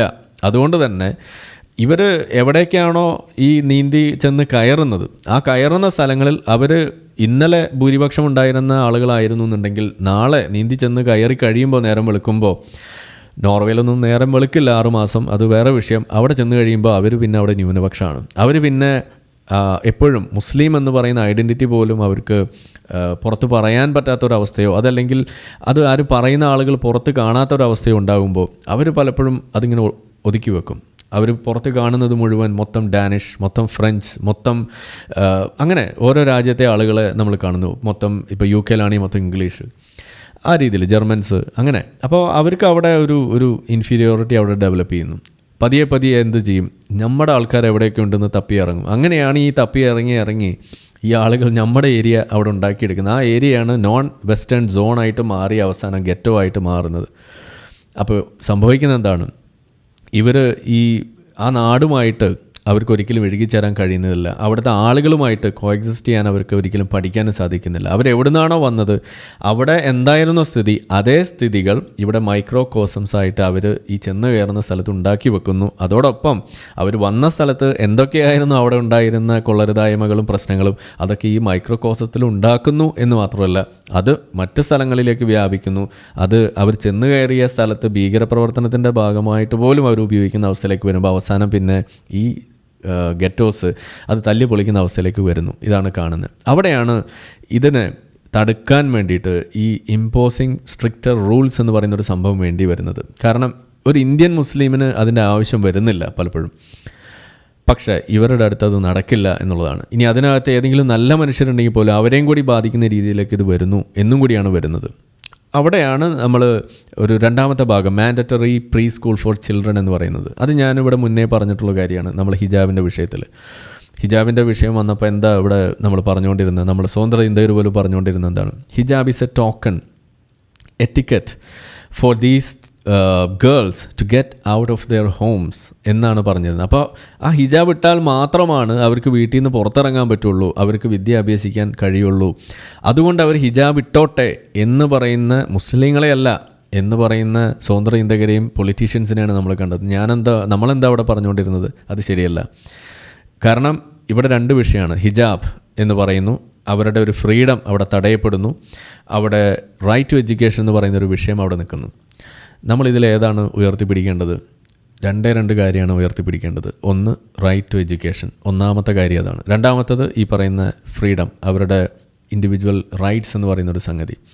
ഇത് രണ്ടും അവിടെ ഉയർത്തിപ്പിടിച്ച് കഴിഞ്ഞാൽ ഇതിന് തടസ്സം നിൽക്കുന്നത് ആര് തന്നെയായാലും, സ്വന്തം വാപ്പയായാലും ശരി, ആങ്ങളെയായാലും ശരി, അവരെ നിയമമാണ് കൈകാര്യം ചെയ്യേണ്ടത്. കാരണം ഓരോ വ്യക്തിയും അത് ആ പറയുന്ന വാപ്പാടെ മാത്രം സ്വത്തല്ല. അങ്ങനെയാണല്ലോ നമ്മൾ കണ്ടുവരുന്നത്. അതല്ല, ഓരോ വ്യക്തിയും, ഞാനും നിങ്ങളൊക്കെ ഈ രാജ്യത്തിൻ്റെയും കൂടി ഭാഗമാണ്. അപ്പോൾ രാജ്യത്തിന് നമ്മളെ മേത്ത് ഏത് സ്ഥലത്താണോ നമ്മൾ ജീവിക്കുന്നത് അവർക്ക് നമ്മുടെ ഭാഗത്തൊരു അവകാശമുണ്ട്. നമ്മളെ നല്ല രീതിയിലേക്ക് എത്തിക്കണം, അവന് ശാസ്ത്രീയമായി മരുന്ന് കൊടുക്കണമെന്ന് പറയുന്നത് പോലും അതിൻ്റെ അടിസ്ഥാനത്തിലാണ്. യൂണിവേഴ്സൽ ഹെൽത്ത് കെയറിനെ കുറിച്ച് നമ്മൾ പറയുന്നത് എന്തുകൊണ്ടാണ്? അത് രാജ്യത്തിൻ്റെ ബാധ്യതയാണ്. നമ്മളുടെ രാജ്യത്ത് ജീവിക്കുന്ന ഓരോ വ്യക്തിയും നല്ല രീതിയിൽ ജീവിക്കണം എന്ന ചിന്തയുടെ പുറത്താണ് നമ്മളത് ചെയ്യുന്നത്. അതിൽ പലതും വരും. അതിലൊന്നാണ് ഈ റൈറ്റ് ടു എഡ്യൂക്കേഷൻ. അവിടെ അത് തടയിടുന്നത് ആരാണ്? മാതാപിതാക്കൾ. അപ്പോൾ നിയമം അവിടെ കർശനമാക്കിയിട്ട് അത് തടയുന്ന ആളുകൾ സ്വന്തം വാപ്പയാണെങ്കിൽ അതിനെ വാൺ ചെയ്യണം. ആ കുട്ടി പോകുന്ന സ്കൂളിൽ ഒരു യൂണിഫോം ഉണ്ടെങ്കിൽ അത് പാലിക്കാൻ ആ കുട്ടിക്ക് അവസരം ഉണ്ടാക്കി കൊടുക്കണം. മതം അവിടെ പ്രശ്നമുണ്ടെന്നുണ്ടെങ്കിൽ അത് വീട്ടിൽ വരുമ്പോൾ മതി, അത് സ്കൂളിൽ വരുമ്പോൾ അതിനുള്ള സംവിധാനങ്ങൾ അവിടെ ഒരുക്കി കൊടുക്കുക, അത് പാലിച്ചിരിക്കുക. ഇപ്പോൾ പോലീസിൽ നിങ്ങൾ ചേരുന്നു, നിങ്ങൾ മറ്റു പല ജോലികളിൽ ഏർപ്പെടുന്നു, അവിടെ നിങ്ങൾ ഹിജാബ് തലയിലിടണമെന്ന് പറഞ്ഞ് വാശി പിടിച്ചാൽ എങ്ങനെയിരിക്കും? ഇവിടെ കേരളത്തിൽ തന്നെ നമ്മൾ കണ്ടു, നമ്മളുടെ സ്റ്റുഡൻസ് കേഡറ്റ് ആ വിഷയം വന്നപ്പോൾ കേസ് പോയതാണ്. അവിടെ അത് കോടതി തള്ളുകയാണ് ചെയ്തത്. പറ്റില്ല, അതിനൊരു യൂണിഫോം ഉണ്ട്. പോലീസിൽ അതിനൊരു യൂണിഫോം ഉണ്ട്, അത് അണിയുക. ഹിജാബൊക്കെ വേറെ വിഷയമാണ് എന്ന് പറഞ്ഞ് അത് മാറ്റി നിർത്തുന്നതാണ് നമ്മളിവിടെ കണ്ടത്. അപ്പോൾ അത് എല്ലാ മേഖലയിലും അത് ഒരു ബാധകമാക്കണം. നിയമങ്ങളാക്കി നിർത്തുക. നിയമങ്ങളെ ഹൈജാക്ക് ചെയ്യാനുള്ള അവസരം നിങ്ങൾ ഒരു മതത്തിന് കൊടുത്താൽ അതെല്ലാ മതത്തിനും പിന്നെ അവകാശപ്പെടാനുള്ള ഒരു അവസരമാണ് ഉണ്ടാകുന്നത്. അത് ശരിയല്ല എന്നാണ് പറയുന്നത്. അപ്പോൾ ഇതൊക്കെയാണ് അവിടെ ഈ ഗെറ്റോവൈസേഷനും അതിലൂടെ ഉണ്ടാകുന്ന പ്രശ്നങ്ങളെയും തടുക്കാൻ വേണ്ടിയിട്ട് അവിടെ നടക്കുന്നത്. അപ്പോൾ നമ്മുടെ രാജ്യത്ത് ഇപ്പോൾ എന്താ നടക്കണമെന്ന് ചോദിച്ചു കഴിഞ്ഞാൽ ഇതൊക്കെ ഉൾക്കൊണ്ടിട്ടോ അതല്ലെങ്കിൽ ഇതിനെക്കുറിച്ചുള്ള കാര്യങ്ങൾ മനസ്സിലാക്കിയിട്ടോ ആണ് ചെയ്യുന്നത് എന്നല്ല ഞാൻ പറയാൻ ഉദ്ദേശിക്കുന്നത്. പക്ഷേ ഈ ഒരു വിഷയം ഉണ്ടായപ്പോൾ ഇന്ന് ഇത് അവിടെ കണ്ട കാര്യങ്ങളെന്ന് പറയുന്നത് രണ്ട് കാര്യമാണ്. ഒന്ന്, അവിടുത്തെ ഗവൺമെൻറ് ഉടനെ തന്നെ കുറച്ച് ബുൾഡോസറുമായിട്ട് ഇറങ്ങുന്നു, കുറേ സാധനങ്ങൾ ഇടിച്ചു നിരത്തുന്നു. ആ ഇടിച്ചു നിരത്തുന്നതിൽ എല്ലാ മതത്തിൽപ്പെട്ട ആളുകളുടെയും ഉണ്ടാവും. ഏതൊക്കെയാണ് എന്തൊക്കെയാണെന്നുള്ളതിൻ്റെ ഡീറ്റെയിൽ ഒന്നും കണ്ടിട്ടില്ല, എവിടെയും വായിച്ച് കാണാൻ കഴിഞ്ഞിട്ടില്ല. പക്ഷേ പറഞ്ഞത് ഇത്രയേ ഉള്ളൂ, ഇല്ലീഗൽ എൻക്രോച്ച്മെൻറ്റ്സ് ആൻഡ് സ്ട്രക്ചേഴ്സ് ഇത് മുഴുവൻ അടിച്ച് നിരപ്പാക്കി ഇടിച്ച് ഇതുപോലെ മാന്തിയിട്ടു എന്നാണ് ഇവർ കാണുന്നത്. കുറേ ഷെഡും കാര്യങ്ങളൊക്കെയാണ് തള്ളിമറിച്ചിട്ടതായിട്ട് കാണുന്നത്. അപ്പോൾ അവിടെ ഒരു കാര്യം അവിടെ വ്യക്തമാണ്, അതിനകത്ത് ഇത്തരത്തിലുള്ളൊരു അവസ്ഥ അവിടെ ഉണ്ട്. ഈ ഗെറ്റോവൈസേഷൻ എന്ന് പറയാവുന്ന തരത്തിൽ ഇതുപോലെയുള്ള അനധികൃതമായ പല കാര്യങ്ങളും വെച്ചുകൊണ്ട് കാര്യങ്ങൾ ചെയ്യുന്നൊരു രീതി അവിടെ ഉണ്ടാകാം എന്ന് നമുക്ക് സംശയിക്കാം. അതാണ് എനിക്ക് അതിൽ ഒരു കാര്യം പറയുന്നത്. രണ്ടാമത്തെ ഒരു കാര്യം എന്ന് പറയുന്നത്, അവിടെ ഗെറ്റോ എന്ന് പറയുന്നൊരു സാധനം അവിടെ ഉണ്ട്. അതെന്താണ്?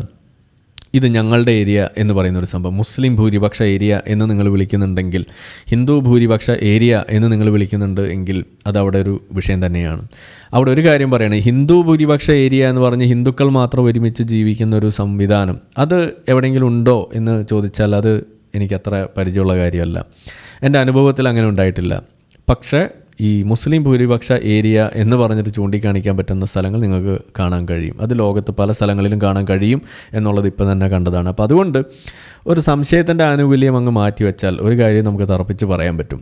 അങ്ങനെ ഹിന്ദുക്കൾ മുഴുവൻ ഞങ്ങൾ ഹിന്ദുക്കൾ മാത്രം ഇവിടെ മതി എന്നൊരു തീരുമാനമെടുത്തുകൊണ്ട് ജീവിക്കുന്നവരല്ല ഹിന്ദുക്കൾ എന്ന് ഞാൻ പറയും. ഇനി സംഘികളുടെ കാര്യം എനിക്കറിയില്ല, ഹിന്ദുക്കൾ വേറെ സംഘികൾ വേറെ. ഹിന്ദുക്കൾ അത് ചെയ്യാറില്ല, അത് ഇവിടെ ഞാൻ സമ്മതിക്കും. അത് അങ്ങനെ തന്നെ പറയണമെന്ന് ഞാൻ പറയുക. കാരണം അത് ലോകത്തെ മൊത്തം കണക്കുകൾ മൊത്തം രീതികൾ നമ്മൾ മനസ്സിലാക്കി കഴിയുമ്പോൾ ഇത് ഈ ഗെറ്റോവൈസേഷൻ ചെയ്യുന്നത് non western zones no go zones പോലെയുള്ള സാധനങ്ങൾ ഉണ്ടാക്കിക്കൊണ്ട് ആ രീതിയിൽ പറഞ്ഞു വെക്കുന്നത് ലോകത്ത് കണ്ടിരിക്കുന്നത് അത് നമ്മളുടെ ഈ ടീമിൻ്റെ കൈ കൊണ്ടാണ്. അതുകൊണ്ട് അതിവിടെ നമ്മൾ അപ്ലിക്കബിൾ ആക്കുന്നു. ഇനി കേരളത്തെക്കുറിച്ച് നമ്മൾ പറയുമ്പോൾ പറയാറുണ്ട്, ഈ നോർത്ത് ഇന്ത്യൻസ് പോലും പറയാറുണ്ട്, അതെ കേരളത്തെ നോക്കൂ, അവിടെ ഞങ്ങൾ പോയപ്പോൾ അത്ഭുതപ്പെട്ടു. ഇങ്ങനെ പോകുമ്പോൾ ആദ്യം മുസ്ലിം പള്ളി, പിന്നെ ഹിന്ദു അമ്പലം, പിന്നെ ക്രിസ്ത്യൻ പള്ളി, എത്ര മനോഹരം, എല്ലാം തോളോട് ചേർന്ന് നിൽക്കുന്നു. മുസ്ലിമും ഹിന്ദുവും ക്രിസ്ത്യാനിയൊക്കെ അടുത്തടുത്ത വീടുകളിൽ ജീവിക്കുന്നു എന്ന് അവരിങ്ങനെ നോക്കി എന്തോ അത്ഭുതം കൂറുമ്പോൾ പണ്ടൊക്കെ ഞാൻ ആലോചിച്ചിട്ടുണ്ടോ കൊള്ളാലോ എന്ന്.